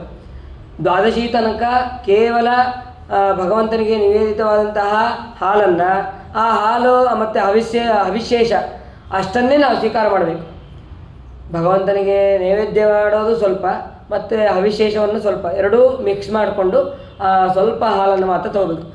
ಪಯೋವ್ರತ ಅಂತ ಹೇಳಿ ಹಾಲನ್ನು ತೊಗೋಬೇಕು ಅಂತ ಹೇಳಿ ನಂದಿನಿ ಪೇಡ ಮತ್ತು ಆ ಪೇಡ ಈ ಪೇಡ ಅಥವಾ ಹಾಲಿಂದ ಮಾಡಿದಂಥ ಪದಾರ್ಥಗಳು ಬರುತ್ತೆ. ಯಾಕಂದರೆ ಹಾಲು ಬರುತ್ತೆ ಅಂತ ಹೇಳಿದ್ದಾರೆ ಅಂತೇಳಿ ಹಾಲಿನ ಪದಾರ್ಥಗಳು ಕೂಡ ಬರುತ್ತೆ ಅಂತ ಹೇಳಿ ತಗೊಳ್ಳೋದಲ್ಲ. ಕೇವಲ ಹಸುವಿನ ಹಾಲನ್ನು ಒಂದು ಸ್ವಲ್ಪ ಮಾತ್ರ ಅದನ್ನು ತಗೋಬೇಕು. ಇದಕ್ಕೆ ಪೂರ್ವಭಾವಿಯಾಗಿ ಮಾಘ ಮಾಸದ ಕೃಷ್ಣ ಪಕ್ಷ ಅಮಾವಾಸ್ಯೆಯ ದಿನ ನದಿ ಮೊದಲಾದಂತಹ ಪುಣ್ಯತೀರ್ಥಗಳಲ್ಲಿ ಕಾಡು ಹಂದಿ ಓಡಾಡಿದಂತಹ ಅಥವಾ ಅದು ಕೆದರಿದಂತಹ ಮಣ್ಣನ್ನು ತಂದು ಮೈಗೆ ಹಚ್ಕೊಂಡು ಸ್ನಾನ ಮಾಡಬೇಕು. ಆಮೇಲೆ ಗುರು ಹಿರಿಯರನ್ನು ಅಪ್ಪಣೆಯನ್ನು ಪಡೆದು ಪಯೋವ್ರತದ ಸಂಕಲ್ಪವನ್ನು ಮಾಡಬೇಕು. ಆ ಭಗವಂತನ ಪೂಜೆಯನ್ನು ಮಾಡಿ ಕ್ಷೀರಾನ್ನವನ್ನು ನೈವೇದ್ಯ ಮಾಡಬೇಕು. ಅಗ್ನಿಯನ್ನು ಪ್ರತಿಷ್ಠಾಪನೆ ಮಾಡಿ ನೈವೇದ್ಯ ಶೇಷದಿಂದ ಹೋಮ ಮಾಡಬೇಕು. ಆಮೇಲೆ ವಿಷ್ಣು, ಬ್ರಹ್ಮ, ಶಿವ ಈ ಮೂರು ರೂಪವುಳ್ಳಂತಹ ಭಗವಂತನನ್ನು ಸ್ತೋತ್ರ ಮಾಡಬೇಕು. ಭಕ್ತಿಯಿಂದ ಆ ಭಗವಂತನನ್ನು ಸ್ತೋತ್ರ ಮಾಡ್ತಾ ನಮಸ್ಕಾರವನ್ನು ಭಗವಂತನಿಗೆ ಮಾಡಬೇಕು. ಬ್ರಾಹ್ಮಣರಿಗೆ ಯಥೇಚ್ಛವಾಗಿ ಪಾಯಸ ಮೊದಲಾದಂತಹ ಭಕ್ಷ್ಯಭೋಜಾದಿಗಳನ್ನು ಮಾಡಿಸಿ ಅವರಿಗೆ ಬ್ರಾಹ್ಮಣರಿಗೆ ಊಟಕ್ಕೆ ಹಾಕಬೇಕು. ಅದಾದ ಮೇಲೆ ಪಾಠ್ಯದಿಂದ ದ್ವಾದಶಿ ತನಕ ನಿತ್ಯವೂ ಭಗವಂತನಿಗೆ ಕ್ಷೀರಾಭಿಷೇಕ, ಕ್ಷೀರಾನ್ನ ನೈವೇದ್ಯ ಹಾಗೂ ಕ್ಷೀರಾನ್ನದಿಂದ ಹೋಮಗಳನ್ನು ಮಾಡಿ ಪೂಜೆ, ಅಭಿಷೇಕ, ಹೋಮ ಎಲ್ಲದಕ್ಕೂ ಕೂಡ ಮಂತ್ರ ದ್ವಾದಶಾಕ್ಷರ ಮಂತ್ರವನ್ನು ಹೇಳಬೇಕು. ಆಮೇಲೆ 3 ಹೊತ್ತು ಸ್ನಾನವನ್ನು ಮಾಡಬೇಕು. 108ಗಿಂತ ಜಾಸ್ತಿ ದ್ವಾದಶಾಕ್ಷರವನ್ನು ಜಪ ಮಾಡಬೇಕು. ಆಮೇಲೆ ಕನಿಷ್ಠ ಪಕ್ಷ ಅಂತಂದರೆ 2 ಬ್ರಾಹ್ಮಣರಿಗಾದರೂ ನಿತ್ಯದಲ್ಲಿಯೂ ಭೋಜನಕ್ಕೆ ಹಾಕಬೇಕು. ಇದು ಆ ಪಯೋವರ್ತದಲ್ಲಿ ಮಾಡಬೇಕಾದಂತಹ ಕರ್ತವ್ಯ. ಆಮೇಲೆ ತಾನು ಮಾತ್ರ ಕೇವಲ ಹಾಲನ್ನು ಒಂದೇ ಒಂದು ಪರಿಮಾಣ ಅಂತಿದೆ, ಅಷ್ಟು ಪರಿಮಾಣದ ಮಾತ್ರ ನಾವು ಹಾಲನ್ನು ಸ್ವೀಕಾರ ಮಾಡಬೇಕು. ವ್ಯರ್ಥವಾಗಿ ಕಾಲಹರಣ ಮಾಡಬಾರ್ದು. ಆ ಸಮಯದಲ್ಲಿ ಭಗವಂತನ ಮಹಿಮೆಗಳನ್ನು ಹೆಚ್ಚಾಗಿ ಕೇಳಿ ಕಾಲವನ್ನು ಕಳಿಬೇಕು. ಹೀಗೆ 12 ದಿನ ವ್ರತವನ್ನು ಮಾಡಿ ಆ ತ್ರಯೋದಶಿ ದಿನ ವಿಶೇಷವಾದಂತಹ ಭಗವಂತನಿಗೆ ಪೂಜಾ ಉದ್ಯಾಪನ ಇವೆಲ್ಲವನ್ನು ಕೂಡ ಮಾಡಿ ಆಚಾರ್ಯರಿಗೆ ಗೋದಾನವನ್ನು ಮಾಡಬೇಕು. ಮತ್ತು ಬೇರೆ ಬಂದಂತಹ ಋತ್ವಿಜಯರಿಗೆ ಬ್ರಾಹ್ಮಣರಿಗೆ ಯಥಾಶಕ್ತಿ ಯೋಗ್ಯವಾದಂತಹ ದಾನಗಳನ್ನು ಮಾಡಿ ಭೋಜನವನ್ನು ಮಾಡಿಸಬೇಕು. ಅವರ ಅಪ್ಪಣೆಯನ್ನು ಪಡೆದು ತಾನು ಕೊನೆಗೆ 13ನೇ ದಿವಸ ಅವನು ಭೋಜನವನ್ನು ಮಾಡಬೇಕು. ಈ ವ್ರತ ಎಲ್ಲ ವ್ರತಗಳ ದಾನಗಳ ಮತ್ತು ತಪಸ್ಸಿನ ಫಲಗಳು ಕೂಡ ಇದು ಕೊಡುವಂತಹ ವ್ರತ ಆಗಿದೆ. ಅಂತಹ ಪಯೋವ್ರತವನ್ನು ನೀನು ಮಾಡುವಂತ ಕಶ್ಯಪರು ಅದಿತಿಗೆ ಹೇಳ್ತಾರೆ. ಹೇಳಿದ ಮೇಲೆ ಅವಾಗ ಅದೇ ರೀತಿಯಾಗಿ ನಿಷ್ಠೆಯಿಂದ ತಪಸ್ಸನ್ನು ಮಾಡ್ತಾಳೆ. ತಪಸ್ಸನ್ನು ಮಾಡಿದಾಗ ಅವಾಗ ಭಗವಂತ ಬಂದು ಪ್ರತ್ಯಕ್ಷ ಆಗ್ತಾನೆ. ಪ್ರತ್ಯಕ್ಷ ಆದಾಗ ಭಗವಂತನನ್ನು ಅದಿತಿ ಸ್ತೋತ್ರ ಮಾಡ್ತಾಳೆ. ಯಜ್ಞೇಶ ಯಜ್ಞ ಪುರುಷಾಚ್ಯುತ ತೀರ್ಥಪಾದ ತೀರ್ಥಶ್ರವ ಶ್ರವಣ ಮಂಗಲ ನಾಮಧೇಯ ಆಪನ್ನ ಲೋಕ ವ್ರಜಿನೋಪ ಶಮೋದಯಾದ್ಯ ಶನ್ನಕೃಧೀಶ ಭಗವಾನ್ ನವಸನ್ನನಾಥ. ಯಜ್ಞೇಶ ಯಜ್ಞಪುರುಷ ಈ ರೀತಿಯಾಗಿ ಎಲ್ಲ ನಾಮಗಳಿಂದ ಕರೆಸ್ಕೊಳ್ಳೋನು ನೀನೊಬ್ಬನೇ ಅಂತ ನಿನಗೆ ನಮಸ್ಕಾರ ಅಂತ ಅವಳು ಸ್ತೋತ್ರವನ್ನು ಮಾಡ್ತಾಳೆ. ಸ್ತೋತ್ರವನ್ನು ಮಾಡಿದ ಮೇಲೆ ಭಗವಂತ ಹೇಳ್ತಾನೆ, ನಿನ್ನ ಮನಸ್ಸಿನಲ್ಲಿ ಏನಿದೆ ಅಂತ ನನಗೆ ಗೊತ್ತು. ಅದರಂತೆ ನಾನೇ ನಿನ್ನಲ್ಲಿ ಬಂದು ಅವತಾರವನ್ನು ಮಾಡ್ತೇನೆ. ನೀನು ನಿನ್ನ ಮಕ್ಕಳಿಗೆ ದೇವತೆಗಳಿಗೆ ರಾಜ್ಯವನ್ನು ಪಡಿಬೇಕು ಅಂತ ಸ್ಥಾನವನ್ನು ಬೇಕು ಅಂತ ಅನ್ನೋದನ್ನು ಹೇಳ್ತಾ ಇದ್ದೆ. ಅದು ಕೂಡ ಸ್ವಲ್ಪ ದಿವಸದಲ್ಲೇ ಸಿಗತ್ತೆ. ಯಾಕೆ ಅಂತಂದರೆ ಈಗ ಅವನಿಗೆ ಯಾರಿಗೆ ಬಲಿಚಕ್ರವರ್ತಿಗೆ ಗುರುಬಲ ಅಂತ ಅನ್ನೋದು ಬಹಳ ಇದೆ. ಹಾಗಾಗಿ ಈಗ ಸದ್ಯಕ್ಕೆ ಅವನಿಗೆ ಏನು ಮಾಡೋಕ್ಕಾಗೋದಿಲ್ಲ. ಸ್ವಲ್ಪ ದಿನ ಆಗಲಿ, ಸ್ವಲ್ಪ ದಿನ ಆದ ಮೇಲೆ ಅವನನ್ನು ನಾನೇ ಶಿಕ್ಷೆ ಕೊಡ್ತೇನೆ ಅಂತ ಹೇಳಿ ಭಗವಂತ ಇಷ್ಟು ಹೇಳಿ ಅದೃಶ್ಯನಾಗ್ತಾನೆ. ಇಷ್ಟು ಹೇಳಿದ ಮೇಲೆ ಅದಾದ ಮೇಲೆ ಸ್ವಲ್ಪ ದಿವಸ ಆಯಿತು. ಸ್ವಲ್ಪ ದಿವಸ ಆದಮೇಲೆ ಆ ಕಶ್ಯಪ ಋಷಿಗಳ ಮುಖಾಂತರ ಅದಿತಿಯಲ್ಲಿ ಭಗವಂತ ಪ್ರವೇಶ ಮಾಡಿದ್ದಾನೆ. ಪ್ರವೇಶ ಮಾಡಿದ ತಕ್ಷಣ ಮತ್ತೆ ಆ ಬ್ರಹ್ಮಾದಿ ದೇವತೆಗಳು ಕೂಡ ಸ್ತೋತ್ರವನ್ನು ಮಾಡ್ತಾ ಇದ್ದಾರೆ. ಗರ್ಭದಲ್ಲಿರುವಂತಹ ಪರಮಾತ್ಮನನ್ನು ಸ್ತೋತ್ರ ಮಾಡ್ತಾ ಇದ್ದಾರೆ. ಹಿಂದೆ ಕಪಿಲನಾಮಕನಾದಂತಹ ಭಗವಂತ ಅವತಾರ ಮಾಡಬೇಕಾದ್ರೆ ಇರಬಹುದು, ಅಥವಾ ಈಗ ಅದಿತಿಯಲ್ಲಿ ಬಂದಂತಹ ಭಗವಂತನನ್ನು ಇರಬಹುದು, ಮುಂದೆ ಕೃಷ್ಣನನ್ನು ಹುಟ್ಟಬೇಕಾದ್ರೆ ಇರಬಹುದು. ಹೀಗೆ ಗರ್ಭಸ್ತೋತ್ರವನ್ನು ಮಾಡಿ ಆ ಬ್ರಹ್ಮಾದಿ ದೇವತೆಗಳು ಹೇಳ್ತಾ ಇದ್ದಾರೆ. ಜಯ ಉರುಗಾಯ ಭಗವನ್ ನುರುಕ್ರಮ ನಮೋಸ್ತುತೆ, ನಮೋ ಬ್ರಹ್ಮಣ್ಯ ದೇವಾಯ ತ್ರಿಯುಗಾಯ ನಮೋಸ್ತುತೆ. ಎಲ್ಲ ರೀತಿಯಾದಂತಹ ಸೃಷ್ಟಿಯನ್ನು ತ್ರಿಯುಗದ ಸೃಷ್ಟಿಯನ್ನು ಮಾಡೋ ನೀನು, ಎಲ್ಲ ದೇವತೆಗಳಿಂದ ಸ್ತೋತ್ರ ಮಾಡಿಸ್ಕೊಳ್ಳೋನು ನೀನು, ಅಂತಹ ನಿನಗೆ ನಮಸ್ಕಾರ ಅಂತ ಹೇಳಿ ನಮೋಸ್ತು ಕೃಷ್ಣಿಗರ್ಭಾಯ ವೇದಗರ್ಭಾಯ ವೇದಸೆ ತ್ರಿಗುಣಾಯ ತ್ರಿಪೃಷ್ಠಾಯ ಶಿಪಿವಿಷ್ಟಾಯ ವಿಷ್ಣವೇ. ಕೃಷ್ಣಿಗರ್ಭನಾದಂತಹ ವೇದಗರ್ಭನಾದಂತಹ ನಿನಗೆ ನಮೋ ನಮಃ ಅಂತ ಹೇಳಿ ಬ್ರಹ್ಮದೇವರು ಸ್ತೋತ್ರವನ್ನು ಮಾಡ್ತಾ ಇದ್ದಾರೆ. ಯಾಕೆ ಮೇಲಿಂದ ಮೇಲೆ ಬ್ರಹ್ಮದೇವರು ಬಂದು ಅಷ್ಟು ಸ್ತೋತ್ರ ಮಾಡೋದು ಅಂತಂದರೆ, ಬ್ರಹ್ಮಾದಿ ದೇವತೆಗಳ ಪ್ರಾರ್ಥನೆಗೆ ಭಗವಂತ ಬರ್ತಾ ಇರ್ತಾನೆ. ನಾವು ಒಂದ್ಸಲ ಪ್ರಾರ್ಥನೆ ಮಾಡಿದ್ದೀವಿ ಸಾಕು, ಮತ್ತೇನು ಭಗವಂತನನ್ನು ಪ್ರಾರ್ಥನೆ ಮಾಡೋದು ಬೇಡ ಅಂತಿಲ್ಲ. ಭಗವಂತನನ್ನು ಮತ್ತೆ ಮತ್ತೆ ಪ್ರಾರ್ಥನೆ ಮಾಡಬೇಕು. ಪ್ರಾರ್ಥನೆ ಮಾಡಿ ಅವನು ಅವತಾರ ಮಾಡಬೇಕಾದ್ರೆ ಪ್ರಾರ್ಥನೆ ಮಾಡಬೇಕು. ಅವತಾರ ಮಾಡಾದ್ಮೇಲೆ ಅವತಾರ ಇಷ್ಟು ಭಾರಿ ಅದ್ಭುತ ಆಯ್ತಪ್ಪ ನಿನ್ನ ಅವತಾರ ಕ್ರಿಯೆ ಅಂತನ್ನೋದಕ್ಕಾಗಿ ಭಗವಂತನನ್ನು ಸ್ತೋತ್ರ ಮಾಡಬೇಕು. ಕ್ಷಣ ಕ್ಷಣಕ್ಕೂ ನಾವು ಭಗವಂತನ ಸ್ತೋತ್ರ ಮಾಡ್ತಾ ಇರಬೇಕು ಅಂತ ಅನ್ನೋದನ್ನು ಈ ರೀತಿಯಾಗಿ ತಿಳಿಯಬಹುದು. ಅದಾದ ಮೇಲೆ ಶ್ರವಣ ನಕ್ಷತ್ರದಿಂದ ಕೂಡಿದಂತಹ ದ್ವಾದಶಿ, ಭಾದ್ರಪದ ಮಾಸದ ದ್ವಾದಶಿ, ಶುಕ್ಲ ಪಕ್ಷದ ದ್ವಾದಶಿ, ಅದಕ್ಕೆ ಶ್ರವಣ ದ್ವಾದಶಿ ಅಂತಲೂ ಕರೀತಾರೆ ಅಥವಾ ವಿಜಯ ದ್ವಾದಶಿ ಅಂತಲೂ ಕರೀತಾರೆ. ಅಂತಹ ದ್ವಾದಶಿಯಲ್ಲಿ ನಾಳೆ ಬರುವಂತಹ ದ್ವಾದಶಿ ಅದು ಶ್ರವಣಯುಕ್ತವೇ ಆಗಿದೆ. ಅಂತಹ ದ್ವಾದಶಿಯಲ್ಲಿ ಆ ಭಗವಂತ ಅಭಿಷಿನ್ ಮುಹೂರ್ತದಲ್ಲಿ ಅವನು ಅವತಾರವನ್ನು ಮಾಡಿದ್ದಾನೆ. ಅವತಾರವನ್ನು ಮಾಡಿದಾಗ ಚತುರ್ಭುಜನಾಗಿದ್ದಾನೆ. ಶಂಖ ಚಕ್ರ ಗದ ಇವೆಲ್ಲವನ್ನೂ ಕೂಡ ಅಲ್ಲಿ ಧಾರಣೆ ಮಾಡಿ ಅವತಾರವನ್ನು ಮಾಡಿದ್ದಾನೆ. ಪಿಶಂಗವಾಸ ನಳಿನಾಯತೇಕ್ಷಣ ಶ್ಯಾಮಾವತಾತಃ ಈ ರೀತಿಯಾಗಿ ಉಳ್ಳಂತಹ ಅವತಾರ ಮಾಡಿದಂತಹ ವಾಮನ ರೂಪಿಯಾದಂತಹ ಪರಮಾತ್ಮ ಅಲ್ಲಿ ನೋಡಿದ್ದಾರೆ ಅದಿತಿ ಕಶ್ಯಪರು. ನೋಡಿ ಅಲ್ಲಿ ಹುಟ್ಟಿದ ತಕ್ಷಣ ಅವತಾರ ಮಾಡಿದ್ಯಾವುದಕ್ಕೆ? ಆ ಬಲಿಚಕ್ರವರ್ತಿಯನ್ನು ಅವನ ಹತ್ರ ದಾನವನ್ನು ಪಡೆಯೋದಕ್ಕೆ. ದಾನ ಪಡಿಬೇಕು ಅಂತಂದರೆ ಏನು ಮಾಡಬೇಕು? ಬ್ರಾಹ್ಮಣ ಆಗಬೇಕು. ಬ್ರಾಹ್ಮಣನಾಗಬೇಕು ಅಂದರೆ ಮೊದಲು ಉಪನಯನ ಆಗಬೇಕು. ಆ ಉಪನಯನವನ್ನು ಮಾಡಿದ್ದಾರೆ. ಉಪನಯನ ಮಾಡೋದಷ್ಟೇ ಅಲ್ಲ, ಭಗವಂತನ ಉಪನಯನ ಅಂತಂದರೆ ಕೇಳಬೇಕಾ? ಎಲ್ಲ ದೇವತೆಗಳು ಕೂಡ ಬಂದಿದ್ದಾರೆ. ಎಲ್ಲ ದೇವತೆಗಳು, ಯಕ್ಷರು, ಗಂಧರ್ವರು, ಕಿನ್ನರರು, ಕಿಂಪುರುಷರು ಎಲ್ಲರೂ ಕೂಡ ಅಲ್ಲಿ ಬಂದಿದ್ದಾರೆ. ಬಂದು ಭಗವಂತನ ಅದ್ಭುತವಾದಂತಹ ಉಪನಯನವನ್ನು ಅಲ್ಲಿ ನೋಡ್ತಾ ಇದ್ದಾರೆ. ನೋಡೋದಷ್ಟೇ ಅಲ್ಲ, ಆ ಉಪನಯನದಲ್ಲಿ ಏನೇನು ವಸ್ತ್ರಗಳನ್ನು ಕೊಟ್ಟರು, ಏನೇನು ವಸ್ತುಗಳನ್ನು ಕೊಟ್ಟರು ಅಂತಂದರೆ ಅದಕ್ಕೆ ಕಶ್ಯಪರು ಉಡುದಾರವನ್ನು ಕೊಟ್ಟಿದ್ದಾರೆ. ಆಮೇಲೆ ತಾಯಿಯಾದಂತಹ ಅದಿತಿ ಕೌಪೀನವನ್ನು ಕೊಟ್ಟಿದ್ದಾರೆ. ಆಮೇಲೆ ಬ್ರಹ್ಮದೇವರು ಕಮಂಡಲವನ್ನು, ಭೂದೇವಿ ಕೃಷ್ಣಾಂಜನವನ್ನು, ಚಂದ್ರ ಅವನು ದಂಡವನ್ನು, ಗಂಗಾದೇವಿ ಪಾದುಕೆಯನ್ನು, ಆಮೇಲೆ ದ್ವಿಲೋಕಾಭಿಮಾನಿ ದೇವತೆ ಛತ್ರವನ್ನು, ಆಮೇಲೆ ಸಪ್ತಋಷಿಗಳು ದರ್ಭೆಯನ್ನು, ಆಮೇಲೆ ಕುಬೇರರು ಭಿಕ್ಷಾಪಾತ್ರೆಯನ್ನು, ಹೀಗೆ ಒಬ್ಬೊಬ್ಬರು ಒಂದೊಂದು ಎಲ್ಲವನ್ನು ಕೂಡ ಕೊಟ್ಟಿದ್ದಾರೆ. ಆ ಪಾರ್ವತಿ ಮಾತೃಭಿಕ್ಷೆಯನ್ನು ಅವಳು ಹಾಕಿದ್ದಾಳೆ. ಆಮೇಲೆ ಭಗವಂತ ಮಾಡೋದು ಅಗ್ನಿಕಾರ್ಯ ಸಾಮಾನನ್ನು ಅವರು ಅಗ್ನಿದೇವರು ಅಲ್ಲಿ ಕೊಟ್ಟಿದ್ದಾರೆ. ಹೀಗೆ ಅಗ್ನಿಕಾರ್ಯ ಸಾಮಾನುಗಳಿರ್ಬೋದು, ಮತ್ತೊಂದಿರ್ಬೋದು, ಎಲ್ಲವನ್ನೂ ಕೂಡ ಅಲ್ಲಿ ಕೊಟ್ಟಿದ್ದಾರೆ. ಆ ಗಾಯತ್ರಿ ಭಗವಂತ ಬಾಲಕನಾಗಿ ಅವತಾರ ಮಾಡಿದ್ದೇ ಕಡಿಮೆ, ಅದರಾಗೂ ಅವನು ಉಪನಯನ ಮಾಡಿಕೊಂಡಿದ್ದಂತೂ ಇನ್ನೂ ಕಡಿಮೆ. ಅದಕ್ಕೆ ನಾನೇ ಉಪದೇಶ ಮಾಡ್ತೀನಿ ಅಂತ ಹೇಳಿ ಆ ಗಾಯತ್ರಿ ಅಭಿಮಾನಿ ದೇವತೆ ಭಗವಂತನಿಗೆ ಉಪದೇಶವನ್ನು, ಅಂದರೆ ಉಪದೇಶ ಅಂದ್ರೇನು, ಒಪ್ಪಿಸಿದ್ದಾಳೆ. ಅದೇ ಗಾಯತ್ರಿ ಮಂತ್ರವನ್ನು ಉಪದೇಶವನ್ನು ಪಡೆದ ಹಾಗೆ ಆಗಿದೆ. ಅದಾದ ಮೇಲೆ ಎಲ್ಲ ಕಮಂಡಲು, ಆ ಯಜ್ಞದ ಸಂಭಾರ ಹಿಡ್ಕೊಂಡು ಆ ಭಗವಂತ ಅವನು ಹೋಗ್ತಾ ಇರಬೇಕಾದ್ರೆ ದಾರಿಯಲ್ಲಿ ಒಂದು ಹೆಜ್ಜೆ ಇಟ್ಟರೆ ಆ ಹೆಜ್ಜೆ ಇಟ್ಟ ಜಾಗದಲ್ಲಿ ಕೆಳಗೆ ಹೋಗ್ಬೇಕಂತ, ಇನ್ನೊಂದು ಹೆಜ್ಜೆ ಮೇಲೆ ಇಡಬೇಕಾದ್ರೆ ಇನ್ನೊಂದು ಹೆಜ್ಜೆ ಹಿಂಗೆ ಮೇಲೆ ಬರಬೇಕಂತ. ಹೀಗೆ ನಡಿಬೇಕಾದ್ರೆ ಒಂದು ಸತಿ ಕೆಳಗೆ ಹೋಗೋದು, ಒಂದು ಸತಿ ಮೇಲೆ ಬರೋದು, ಹಿಂಗೆ ಆಗ್ತಾ ಇತ್ತಂತೆ. ಜಗಾಮ ತತ್ರ ಕಿಲ ಸಾರ ಸಂವೃತೋ ಭಾರೇಣ ಗಾಂ ಸನ್ನಮಯನ್ ಪದೇ ಪದೇ ತಂ ನರ್ಮದಾಯ ಸಟ ಉತ್ತರೇ ಬಲೇರ್ ಯಜ್ಞರ್ತ್ವಿಜಸ್ತೆ ಭೃಗುವತ್ಸ ಸನ್ನಕೆ.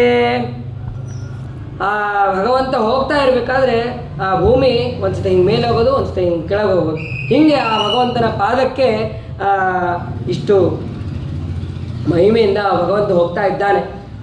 ಹೋಗಬೇಕಾದ್ರೆ ನರ್ಮದಾ ನದಿ ತೀರ ಭೃಗುಕುತ್ಸ ಅಂತನ್ನುವಂಥ ಆಶ್ರಮ, ಈಗ ಬರೋಚ್ ಅಥವಾ ಬರೋಡ ಆ ಪ್ರಾಂತ್ಯ, ಅಲ್ಲಿ ನರ್ಮದಾ ತೀರದಲ್ಲಿ ಅಲ್ಲಿ ಬಲಿ ಯಜ್ಞ ಮಾಡ್ತಾ ಇರ್ತಾನೆ, ಬಲಿ ಚಕ್ರವರ್ತಿ ಯಜ್ಞವನ್ನು ಮಾಡ್ತಾ ಇರ್ತಾನೆ.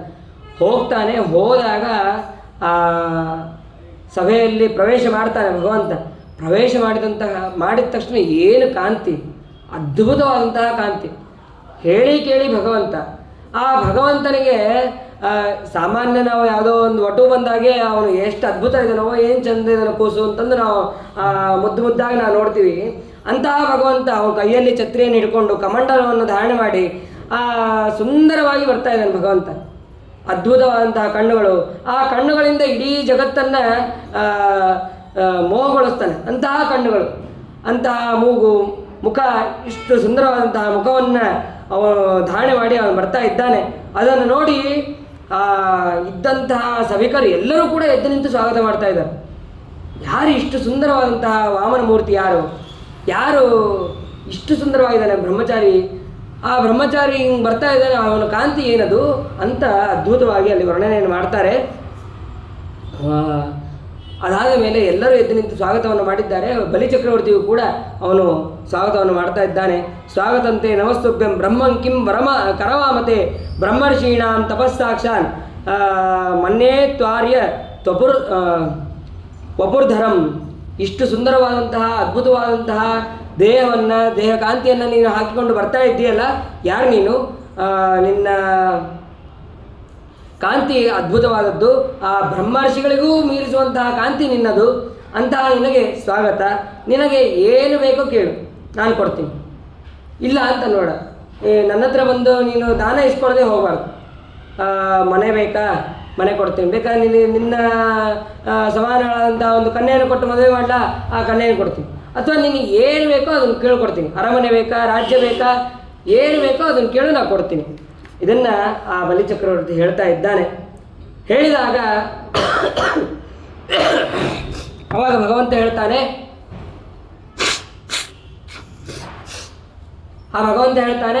ನನಗೇನು ಬೇಡ, ನನಗೆ ಒಂದು 3 ಭೂಮಿಯನ್ನು 3 ಪದ, ನಾನು ಎಷ್ಟಿದ್ದೀನಿ, ಇಷ್ಟು ಜಾಗ ನಂಗೆ ಸಂಧ್ಯಾವನ್ನೇ ಅಗ್ನಿಕಾರ್ಯ ಮಾಡ್ಕೊಳ್ಳೋಕ್ಕೆ, ಬ್ರಹ್ಮಯಜ್ಞ ಮಾಡ್ಕೊಳ್ಳೋಕ್ಕೆ ಎಷ್ಟು ಜಾಗ ಬೇಕು ಅಷ್ಟು ಜಾಗವನ್ನು ಕೊಡು.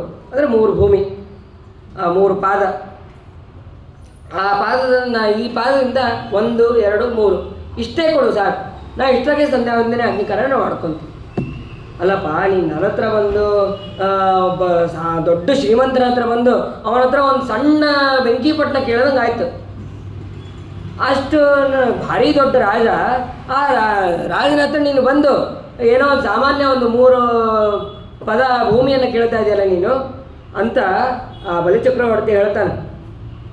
ಅಲ್ಲಪ್ಪ, ನೀನು ನಂಗೆ ಏನು ಬೇಕಾದ್ರೂ ಕೊಡೋಕೆ ಸಾಮರ್ಥ್ಯ ನಿನಗೆ ಇರ್ಬೋದು, ಆದರೆ ಕೊಟ್ಟಿದ್ದು ನನಗೆ 3 ಪದ ಭೂಮಿ ಸಾಕು. ನನಗೆ ಆ ಪಾದ ಭೂಮಿಯಿಂದಲೇ ನಾನು ತೃಪ್ತಿ ಆಗ್ತೀನಿ. ನೀ ಅದು ಬಿಟ್ಟು ನನಗೆ ಎಷ್ಟು ತೃಪ್ತಿ ಆಗುತ್ತೋ ಅಷ್ಟನ್ನೇ ನೀನು ಕೊಡಬೇಕೆ ಹೊರತು, ನೀನು ಕೊಡೋದ್ರಲ್ಲಿ ಅಥವಾ ನಿನ್ನ ಹತ್ರ ಬೇಕಾದಷ್ಟು ಜನ ಇಸ್ಕೊಂಡು ಹೋದವರೆಲ್ಲ ಅವರು ಭಾರಿ ತೃಪ್ತಿಯಾಗಿದ್ದಾರನ? ಇಲ್ಲ, ಅವ್ರಿಗೆ ಇನ್ನೂ ಬೇಕು ಅಂತ ಅನ್ನುವಂಥ ಅಪೇಕ್ಷೆ ಅವರಿಗಿದೆ. ಆದರೆ ನನಗೆ ಹಂಗಿಲ್ಲ, ನನಗೆ ಈ 3 ಪದ ಭೂಮಿ ಸಾಕು. ಈ 3 ಪದ ಭೂಮಿಯಿಂದ ನಾನು ಬೇಕಾದಷ್ಟು ಸಂತೋಷನಾಗಿರ್ತೀನಿ.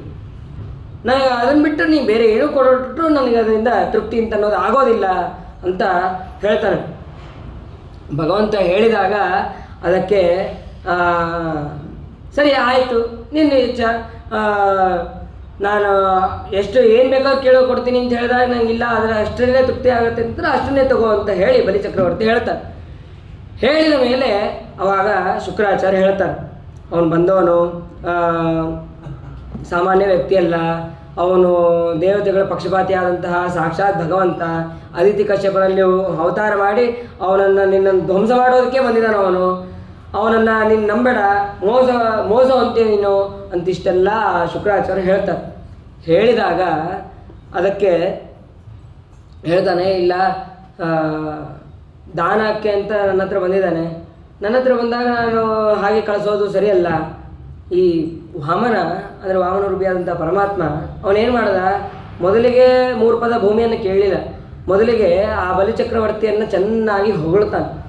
ಹೊಗಳೋದು ಅಂದ್ರೇನು, ನಿಮ್ಮ ತಾತ ಅಷ್ಟು ದಾನವನ್ನು ಮಾಡ್ತಾಯಿದ್ರು, ನಿಮ್ಮ ಮುತ್ತಾತ ಹಾಗೆ ದಾನವನ್ನು ಮಾಡ್ತಾಯಿದ್ರು, ಆಮೇಲೆ ನಿಮ್ಮ ಮುತ್ತಾತನ ತಮ್ಮ ಅವನು ಕೂಡ ಹಾಗೆ ದಾನವನ್ನು ಮಾಡ್ತಾಯಿದ್ದ. ಹೀಗೆ ಚೆನ್ನಾಗಿ ಹೊಗಳಿ, ನಿಮ್ಮ ತಂದೆ ದೇವತೆಗಳಿಗೆ ಕೇಳಿದ್ರು ಅಂದ ತಕ್ಷಣ ತನ್ನ ಲೋಕವನ್ನೇ ಬಿಟ್ಕೊಟ್ಟು ಬಂದ.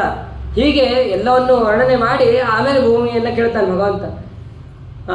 ಇದನ್ನು ಕೇಳಿದಂತಹ ಬಲಿಚಕ್ರವರ್ತಿ ಶುಕ್ರಾಚಾರ್ಯ ಹೇಳ್ತಾನೆ, ನಮ್ಮ ತಂದೆ ತಾತ ಎಲ್ಲರ ಬಗ್ಗೆ ಹೇಳಿದಂತಹ ಅವನು ನಾನು ದಾನವನ್ನು ಕೊಡೋದರಲ್ಲಿ ಎತ್ತಿದ ಕೈ ಅಂತಲೂ ಅವನು ತಿಳ್ಕೊಂಡಿದ್ದಾನೆ.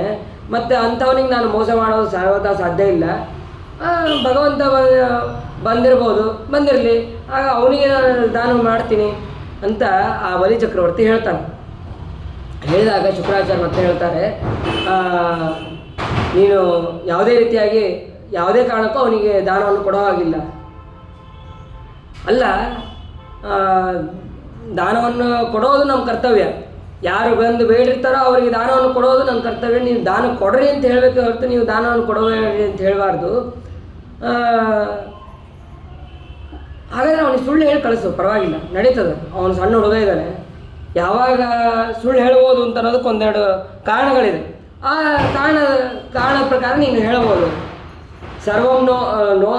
ಸರ್ವಂ ನೇತ್ಯೇತಿತಂ ಬ್ರೂಯಾತ್ ಸದುಷ್ಕೀರ್ತಿ ಶ್ವಸನ್ಮೃತಃ ಸ್ತ್ರೀಷು ನರ್ಮೇ ವಿವಾಹೇ ಚ ವೃತ್ಯರ್ಥೆ ಪ್ರಾಣಸಂಕಟೆ ಗೋಬ್ರಾಹ್ಮಣಾರ್ಥೆ ಹಿಂಸಾಯಾಂ ನಾನೃತಂ ಸ್ಯಾತ್ ಜುಗುಪ್ಸಿತಂ. ಕೆಲವು ಸಂದರ್ಭದಲ್ಲಿ ಸುಳ್ಳನ್ನೇ ಹೇಳ್ಬೋದು. ಯಾವುದ್ಯಾವುದು ಅಂತಂದರೆ ಸ್ತ್ರೀಯರ ಸಮಯದಲ್ಲಿ ಕೆಲವು ಸುಳ್ಳನ್ನು ಹೇಳ್ಬೋದು. ಅಥವಾ ವಿವಾಹ ಕಾಲದಲ್ಲಿ 100 ಸುಳ್ಳು ಹೇಳಿ ಮದುವೆ ಮಾಡಿಸ್ರಿ ಅಂತ ಹೇಳ್ತಾರಲ್ಲ, ಹಾಗೆ ಆ ಸಮಯದಲ್ಲಿ ಅವನು ವರನ ಬಗ್ಗೆನೋ ಅಥವಾ ವಧು ಬಗ್ಗೆನೋ ಏನೋ ಒಂದು ಸುಳ್ಳು ಹೇಳಿ ಮದುವೆ ಮಾಡೋದು ಅದೊಂದು ಇರ್ಬೋದು. ಅಥವಾ ಪ್ರಾಣ ಸಂಕಟ, ನಮಗೆ ಏನೋ ಒಂದು ಆಪತ್ತು ಕಾಲ ಬಂದಿರುತ್ತೆ, ಆ ಆಪತ್ತು ಕಾಲದಲ್ಲಿ ನಾವು ಸುಳ್ಳು ಹೇಳಿ ಅದರಿಂದ ನಾವು ಪಾರಾಗಬಹುದು.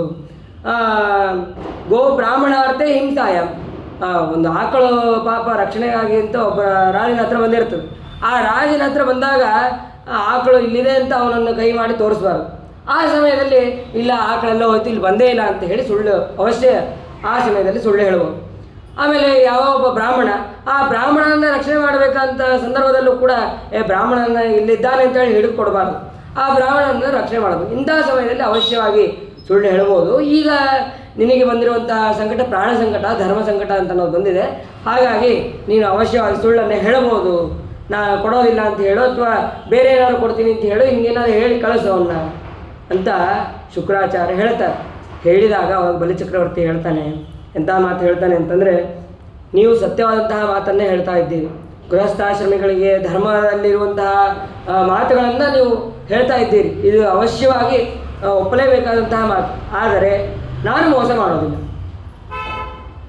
ನಾ ಯಾವುದನ್ನು ಬೇಕಾದರೂ ಸಹಿಸ್ತೀನಿ, ಆದರೆ ಅಸತ್ಯವಾದಿ ಅಂತನ್ನುವಂತಹ ಅಪವಾದ ಮಾತ್ರ ನಾನು ಸಹಿಸೋದಿಲ್ಲ. ಕೊಟ್ಟ ಮಾತನ್ನು ನಡೆಸಲಿಲ್ಲ ಅಂತನ್ನುವಂತಹ ಅಪವಾದ ನಾನು ಸಹಿಸೋದಿಲ್ಲ. ಹಾಗಾಗಿ ನಾನು ದಾನ ಕೊಡ್ತೀನಿ ಅಂತ ಅವನಿಗೆ ಹೇಳಿದ್ದೀನಿ, ದಾನ ಕೊಡ್ತೀನಿ ಅಂತ ಹೇಳಿದ ಮೇಲೆ ನಾನು ಅವಶ್ಯವಾಗಿ ಕೊಟ್ಟೇ ಕೊಡ್ತೀನಿ. ಇದೇ ಸಮಯದಲ್ಲಿ ಆ ಶುಕ್ರಾಚಾರ್ಯ ಮಾಡಿದ್ರೆ ಹಾಗಾದರೆ ರಾಜ್ಯಭ್ರಷ್ಟನಾಗು ಅಂತ ಶಾಪ ಕೊಡ್ತಾರೆ. ಅವರು ಮೊದಲೇ ಹೇಳಿದರು, ಶುಕ್ರಾಚಾರ್ಯರು ಹೇಳ್ತಾರೆ, ಇವನು ನಿನ್ನ ಪಾದ ಮೂರು ಪಾದವನ್ನು ಇಟ್ಕೊಂಡು ಕೆಳಗೆ ಭೂಲೋಕವನ್ನು ಆಳ್ತಾನೆ, ಇನ್ನೊಂದು ಮೇಲ್ಲೋಕವನ್ನು ಆಳ್ತಾನೆ, ಇನ್ನೊಂದು ಪಾದವನ್ನು ಎಲ್ಲಿಡ್ಲಿ ಅಂತ ಕೇಳಿ ನಿನ್ನನ್ನು ಕೂಡ ಕೆಳಗೆ ಕಳಿಸ್ತಾನೆ, ಅದು ಏನಾರ ಆಗಲಿ ನಾನಂತೂ ದಾನ ಕೊಡೋದೇ ಬಿಡೋದಿಲ್ಲ ಅಂತ ಆ ಬಲಿಚಕ್ರವರ್ತಿ ಮಾತನ್ನು ಹೇಳಿದಾಗ, ಸರಿ ಅದೇ ರೀತಿಯಾಗಿ ವಿಂಧ್ಯಾವಳಿಯು ಕೂಡ ಬಂದು ಅವಳು ಸಂಕಲ್ಪಕ್ಕೆ ನೀರು ಹಾಕಿದ್ದಾಳೆ. ಆ ಬಲಿಚಕ್ರವರ್ತಿ ಸಂಕಲ್ಪವನ್ನು ಮಾಡಿದ್ದಾನೆ. ಮಾಡಿದ ಮೇಲೆ ಭಗವಂತ ಒಂದು ಪಾದವನ್ನು ಭೂಲೋಕದ ಪೂರ್ಣ ಕೆಳಗಿನ ಎಲ್ಲ ಲೋಕವನ್ನು ವ್ಯಾಪಿಸಿದ್ದಾನೆ, ಇನ್ನೊಂದು ಲೋಕವನ್ನು ಮೇಲೆ ಎಲ್ಲ ಲೋಕಗಳನ್ನು ವ್ಯಾಪಿಸಿದ್ದಾನೆ. ಆ ಪಾದ ಮೇಲೆ ಹೋಗಿ ಆ ಬ್ರಹ್ಮಾಂಡದ ಕಟಾಹವನ್ನು ಒಡೆದು ಅಲ್ಲಿ ಹೊರಗಿರುವಂತಹ ನೀರು, ಆ ನೀರು ಭಗವಂತನ ಪಾದದ ತಳದಿಂದ ಬಂದಿದೆ, ಅದೇ ಗಂಗಾ ಅಂತ ಪ್ರಸಿದ್ಧಿಯಾಗಿದೆ. ಅಂತಹ ಗಂಗೆಯನ್ನು ಬ್ರಹ್ಮದೇವರು ತಮ್ಮ ಕಮಂಡಲದಲ್ಲಿ ಧಾರಣೆ ಮಾಡಿ, ಆಮೇಲೆ ಆ ಭಗವಂತನ ಪಾದವನ್ನು ಪ್ರಕ್ಷಾಳನೆ ಮಾಡಿ, ಆ ಭಗವಂತನ ಪಾದ ಪ್ರಕ್ಷಾಳನೆ ಮಾಡಿದಂತಹ ನೀರನ್ನು ಇಡೀ ಲೋಕಕ್ಕೆ ಸಿಡಿಸಿದ್ದಾರೆ.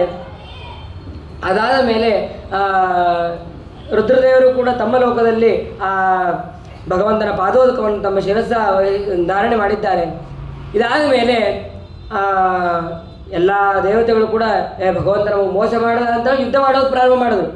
ಆವಾಗ ಬಲಿಚಕ್ರವರ್ತಿ ಹೇಳ್ತಾನೆ, ಈಗ ಯಾವುದೇ ರೀತಿಯಾದಂಥ ಯುದ್ಧವನ್ನು ಮಾಡಬೇಡ್ರಿ ನೀವು ಅಂತ ಹೇಳಿ ಬಲಿಚಕ್ರವರ್ತಿ ತಮ್ಮ ವೃದ್ಧರಿಗೆ ಹೇಳ್ತಾನೆ. ಈಗ ದೇವತೆಗಳ ಕಾಲ, ಹಾಗಾಗಿ ದೇವತೆಗಳ ಕಾಲ ಇರಬೇಕಾದ್ರೆ ಅವರಿಗೆ ಜಯ ಅಂತ ಅನ್ನೋದಾಗತ್ತೆ, ಮುಂದೆ ಮತ್ತೆ ಅವಾಗ ಯುದ್ಧವನ್ನು ಮಾಡೋಣ, ಈಗಂತೂ ಯುದ್ಧ ಮಾಡೋದು ಬೇಡ ಅಂತ ಹೇಳಿ ಆ ಭಗವಂತ ಬೆಳೀತಾ ಹೋಗ್ತಾನೆ. ತದ್ವಾಮನಂ ರೂಪಂ ಅವರ್ಧದಾದ್ಭುತಂ ಹರೇರನಂತಸ್ಯ ಗುಣತ್ರಯಾತ್ಮಕಂ ಭೂಕಂ ದಿಶೋ ವಿವರಾಪಯೋದಯ ಸ್ಥೀರ್ಯಂ ಹೃದೇವ ಋಷಯೋ ಯದಾಸನ್. ಅವಾಗ ಎಲ್ಲ ಋಷಿಗಳು ಎಲ್ಲ ದೇವತೆಗಳು ಕೂಡ ಆ ಭೂಲೋಕ, ಆಕಾಶಲೋಕ ಎಲ್ಲ ಲೋಕಗಳಲ್ಲೂ ಒಬ್ಬೊಬ್ಬರು ಲೋಕದಲ್ಲಿ ಆ ಭಗವಂತನ ಪಾದಗಳನ್ನು ವರ್ಣನೆಯನ್ನು ಮಾಡ್ತಾರೆ. ಇಷ್ಟಾದ ಮೇಲೆ ವರುಣ ತನ್ನ ವರ್ಣಪಾಶದಿಂದ ಅವನನ್ನು ಗರುಡದೇವರು ಬಂದು ವರ್ಣಪಾಶದಿಂದ ಆ ಬಲಿಚಕ್ರವರ್ತಿಯನ್ನು ಕಟ್ಟ ಹಾಕಿದಾಗ, ಅಲ್ಲಪ್ಪ ಮೂರು ಪಾದ ಸ್ಥಾನವನ್ನು ಕೊಡ್ತೀನಿ ಅಂತಂದು 2 ಸ್ಥಾನ ಆಯಿತು, ಇನ್ನೊಂದು ಸ್ಥಾನ ಎಲ್ಲಿ ಕೊಡ್ತಿ, ಇನ್ನೊಂದು ಸ್ಥಾನ ಎಲ್ಲಿ ಅಂತಂದಾಗ ಅವಾಗ ಹೇಳ್ತಾನೆ ಆ ಬಲಿಚಕ್ರವರ್ತಿ, ನನ್ನ ಮಾತನ್ನು ನೀನು ಸುಳ್ಳು ಮಾಡಬಾರ್ದು ಅಂತ ಅನ್ನೋದು ನಿನ್ನ ಸಂಕಲ್ಪ ಇತ್ತು ಅಂತಂದರೆ ಅವಶ್ಯ ನನ್ನ ತಲೆ ಮೇಲೆ ನೀಡು, ಬೇರೆ ಏನೂ ಮಾಡಬೇಡ, ಬೇರೆ ಜಾಗ ಇಲ್ಲ, ನನ್ನ ತಲೆ ಮೇಲೆ ನಿನ್ನ ಪಾದವನ್ನು ಇಡು ಅಂತ ಹೇಳಿ ಕರೋಮೃತಂ ತನ್ನ ಭವೇತ್ ಪ್ರಲಂಬನಂ ಪದಂ ತೃತೀಯಂ ಕುರು ಶೀರ್ಷಿ ಮೇ ನಿಜಂ. ಆ ಪಾದವನ್ನು ನನ್ನ ತಲೆ ಮೇಲೆ ಇಟ್ಟು ನನ್ನನ್ನು ಅನುಗ್ರಹವನ್ನು ಮಾಡು ಅಂತ ಹೇಳಿ ಆ ಬಲಿಚಕ್ರವರ್ತಿ ಪ್ರಾರ್ಥನೆ ಮಾಡ್ತಾನೆ. ಆ ಬಲಿಚಕ್ರವರ್ತಿ ಪ್ರಾರ್ಥನೆ ಮಾಡಿ ಅವನ ತಲೆ ಮೇಲೆ ಕಾಲನ್ನು ಇಡ್ತಾನೆ. ಇಷ್ಟೆಲ್ಲ ಆದ ಮೇಲೆ ಅವಾಗ ಪ್ರಹ್ಲಾದರಾಜರು ಬಂದು ಸ್ತೋತ್ರ ಮಾಡ್ತಾರೆ. ತ್ವಯೇವ ದತ್ತಂ ಪದಮೇಂದ್ರವರ್ಚಿತಂ ಹೃತಂ ತದೇವಾದ್ಯ ತದೈವ ಶೋಭನಂ ಮನ್ನೇ ಮಹಾನಸ್ಯ ಕೃತೋ ಹೆನುಗ್ರಹೋ ವಿಭ್ರಂಜಿತೋ ಯಚ್ಛ್ರೀ ಆತ್ಮಮೋಹನಾತ್. ನೀನೇ ಕೊಟ್ಟಂತಹ ರಾಜ್ಯ, ನೀನೇ ಕೊಟ್ಟಂತಹ ಸ್ಥಾನ, ಅದನ್ನು ನೀನು ಕಸ್ಕೊಂಡೆ ಅಷ್ಟೇ. ಇದರಿಂದ ನನಗೇನು ಬೇಜಾರಿಲ್ಲ. ಇವನಿಗೆ ಯೋಗ್ಯವಾದಂತಹ ಶಿಕ್ಷೆಯನ್ನೇ ನೀನು ಕೊಟ್ಟಿದ್ದಿ. ಹೇಳಿ ಕೇಳಿ ಪ್ರಹ್ಲಾದ ಅವನು ಮಹಾಭಗವದ್ಭಕ್ತ. ಆ ಭಗವಂತ ಈ ಥರ ಮಾಡಿದ ಅಂತಂದರೆ ಅವನೇನು ಭಗವಂತನ ದ್ವೇಷ ಮಾಡೋನಲ್ಲ, ಏನೂ ಅಲ್ಲ. ಆ ಭಗವಂತನ ಸ್ತೋತ್ರ ಮಾಡೋನೇ ಅವನು ಬಂದು ಹೇಳ್ತಾನೆ, ನೀನು ಕೊಟ್ಟಂತಹ ಸ್ಥಾನವನ್ನು ಹಿಂದೆ ಶುಕ್ರಾಚಾರ್ಯರು ಮುಖಾಂತರ ಅವರಿಗೆ ದೇವತೆಗಳ ಸ್ಥಾನವನ್ನು ಕೊಡಿಸಿದವನು ನೀನೆ, ಕೊಡಿಸೋದಷ್ಟೇ ಅಲ್ಲ ಈಗ ಅವನಿಂದ ಸ್ಥಾನವನ್ನು ಕಸ್ಕೊತಾ ಇರೋನು ನೀನೆ. ಹಾಗಾಗಿ ನನ್ನದೇನಿಲ್ಲಪ್ಪ ಅಂತ ಹೇಳ್ತಾಳೆ. ಹೇಳಿದ ಮೇಲೆ ವಿಂಧ್ಯಾವಳಿ ಅವಳು ಸಂಕಲ್ಪಕ್ಕೆ ನೀರೇನೋ ಹಾಕಿದ್ಲು, ಆದರೆ ಇಷ್ಟೊತ್ತಂಕ ಏನೂ ಮಾತಾಡಿರಲಿಲ್ಲ. ಈಗ ಒಂದು ಮಾತು ಹೇಳ್ತಾಳೆ ಅವಳು, ಕ್ರೀಡಾರ್ಥ ಆತ್ಮನವಿದಂ ತ್ರಿಜಗತ್ಕೃತಂತೆ ಸ್ವಾಮ್ಯಂ ತು ಪುತ್ರ ಕುದಿಯೋಪರ ಈಶ ಕರ್ಯುಹು. ಅಲ್ಲ, ನಿನ್ನ ವಸ್ತುವನ್ನು ಇವನು ನನ್ನದು ಅಂತ ಅಂದ್ಕೊಂಡು ನಾನು ದಾನ ಮಾಡ್ತಾ ಇದ್ದೀನಿ, ನನ್ನ ವಸ್ತುವನ್ನು ದಾನ ಮಾಡ್ತಾ ಇದ್ದೀನಿ ಅಂತ ಅಂದ್ಕೊಂಡಲ್ಲ, ಹಾಗಾಗಿ ಇವನನ್ನು ಕ್ಷಮಿಸ್ಬಿಡಪ್ಪ ಅಂತ ಪ್ರಾರ್ಥನೆ ಮಾಡ್ತಾಳೆ. ಅವಳು ಎಷ್ಟು ಬುದ್ಧಿವಂತೆ ನೋಡ್ರಿ. ನನ್ನ ಗಂಡನಿಗೆ ಶಿಕ್ಷೆ ಆಗ್ತಾ ಇದೆ ಅದ್ಯಾವುದೂ ವಿಚಾರ ಮಾಡಿಲ್ಲ. ನಿನ್ನ ವಸ್ತುವನ್ನು ನಿನಗೆ ಕೊಡೋದಕ್ಕೆ ಇವನು ನನ್ನ ವಸ್ತುವನ್ನು ನಾನು ಕೊಡ್ತಾ ಇದ್ದೀನಿ ಅಂತ ಹೇಳಿದ್ನಲ್ಲ, ಹಾಗಾಗಿ ಇವನನ್ನು ಕ್ಷಮಿಸು ಅಂತ ಅವಳು ಕೂಡ ಹೇಳ್ತಾ ಇದ್ದಾಳೆ. ಆವಾಗ ಬ್ರಹ್ಮದೇವರು ಮತ್ತೆ ಬಂದು ಸ್ತೋತ್ರ ಮಾಡ್ತಾರೆ. ಆಯ್ತಪ್ಪ, ಅವನಿಗೆ ಅನುಗ್ರಹ ಮಾಡಾಯಿತು, ಎಲ್ಲ ಆಯಿತು, ಅವನನ್ನು ಇನ್ನು ಬಿಟ್ಟುಬಿಡು. ಮತ್ತೆ ಯಾಕೆ ಅವನನ್ನು ವರ್ಣಪಾಶದಿಂದ ಕಟ್ಟ ಹಾಕ್ಸಿದೀಯ ನೀನು ಅಂತಂದರೆ ಬ್ರಹ್ಮದೇವರು ಕೇಳಿದಾಗ ಭಗವಂತ ಹೇಳ್ತಾನೆ, ಬ್ರಹ್ಮಣ್ಯಮನುಗೃಹಾಮಿ ತದ್ವಿತ್ತಂ ವಿಧನೋಮ್ಯಹಂ. ಯಾರಿಗೆ ನಾನು ಅನುಗ್ರಹವನ್ನು ಮಾಡಬೇಕು ಅಂತ ಇಚ್ಛಪಟ್ಟಿರ್ತೀನೋ ಅವರ ಸಂಪತ್ತನ್ನು ನಾನು ಅಪಹಾರ ಮಾಡ್ತೀನಿ. ಯಸ್ಯಾಂ ಅನುಗ್ರಹವಿಚ್ಛಾಮಿ ತಸ್ಯ ವಿತ್ತಂ ಹರಾಮ್ಯಹಂ. ವಿತ್ತ ಅಂತಂದರೆ ಕೇವಲ ಸಂಪತ್ತು ಅಂತಲ್ಲ, ಅವರಲ್ಲಿರುವಂಥ ಅಹಂಕಾರ ಇರ್ಬೋದು, ಮದ ಮಾತ್ಸರ್ಯ, ಇವೆಲ್ಲ ದೋಷಗಳನ್ನು ಕೂಡ ನಾನು ಕಳಿತೀನಿ. ಯಾಕೆ ಅಂತಂದರೆ ಅವ್ರಿಗೆ ಅನುಗ್ರಹ ಮಾಡಬೇಕು ಅಂತನೋ ನನ್ನ ಸಂಕಲ್ಪ. ಈ ಬಲಿಚಕ್ರವರ್ತಿಗೆ ಭಗವಂತನ ವಿಶೇಷವಾದಂತಹ ಅನುಗ್ರಹ. ಯಾಕೆ ಅಂತಂದರೆ ಮುಂದಿನ ಮನ್ವಂತರದಲ್ಲಿ ಇವನೇ ಇಂದ್ರನಾಗ್ತಾನೆ. ಅದನ್ನು ಕೂಡ ಭಗವಂತ ಹೇಳ್ತಾನೆ. ಪ್ರಹ್ಲಾದ ರಾಜ ಅಲ್ಲೇ ಇರ್ತಾನೆ. ಇವನ್ನೇನು ನಾನು ಕೆಳಗೆ ಕಳಿಸಲ್ಲಪ್ಪ, ಸುತಳ ಲೋಕದಲ್ಲಿ ಇವನು ಇರ್ತಾನೆ. ಆ ಸುತಳ ಲೋಕದಲ್ಲಿ ಇವನಿಗೆ ರಕ್ಷಣೆಗಾಗಿ ನಾನೇ ಇವನ ಕಾವಲುಗಾರಾಗಿ ನಾನೇ ಗದಾಪಾಣಿಯಾಗಿ ಅಲ್ಲಿ ಇರ್ತೀನಿ ಅಂತ ಅನ್ನೋದನ್ನು ಕೂಡ ಅಲ್ಲಿ ಹೇಳ್ತಾರೆ. ಅದಾದ ಮೇಲೆ ನಿನ್ನ ಅನುಗ್ರಹ ಅಂತೇಳಿ ಆ ಪ್ರಹ್ಲಾದರಾಜರು ಎಲ್ಲರೂ ಕೂಡ ಸ್ತೋತ್ರವನ್ನು ಮಾಡಿ ಅಲ್ಲಿಂದ ಹೊರಡ್ತಾರೆ. ಆ ಬಲಿಯು ಕೂಡ ಸ್ತೋತ್ರ ಮಾಡ್ತಾನೆ. ಪ್ರಹ್ಲಾದನು ಕೂಡ ಎಲ್ಲ ಬ್ರಹ್ಮ ದೇವತೆಗಳು ಕೂಡ ಸ್ತೋತ್ರ ಮಾಡ್ತಾರೆ. ಸ್ತೋತ್ರ ಮಾಡಿದ ಮೇಲೆ ಆ ಭಗವಂತ ಬಲಿಚಕ್ರವರ್ತಿಯನ್ನು ಅನುಗ್ರಹ ಮಾಡೋದಕ್ಕಾಗಿ ಕೆಳಗಿನ ಲೋಕದಲ್ಲಿ ಇರ್ತಾನೆ. ಇಷ್ಟಾದ ಮೇಲೆ ಶುಕ್ರಾಚಾರ್ಯರು ಕೂಡ ನನ್ನದು ತಪ್ಪಾಯಿತು ಅಂತೇಳಿ ಅವರು ಭಗವಂತನನ್ನು ಕುರಿತು ಸ್ತೋತ್ರವನ್ನು ಮಾಡ್ತಾರೆ. ಅದಾದ ಮೇಲೆ ಮತ್ತೆ ಪರೀಕ್ಷಿತ ರಾಜರು ಪ್ರಶ್ನೆ ಮಾಡ್ತಾರೆ.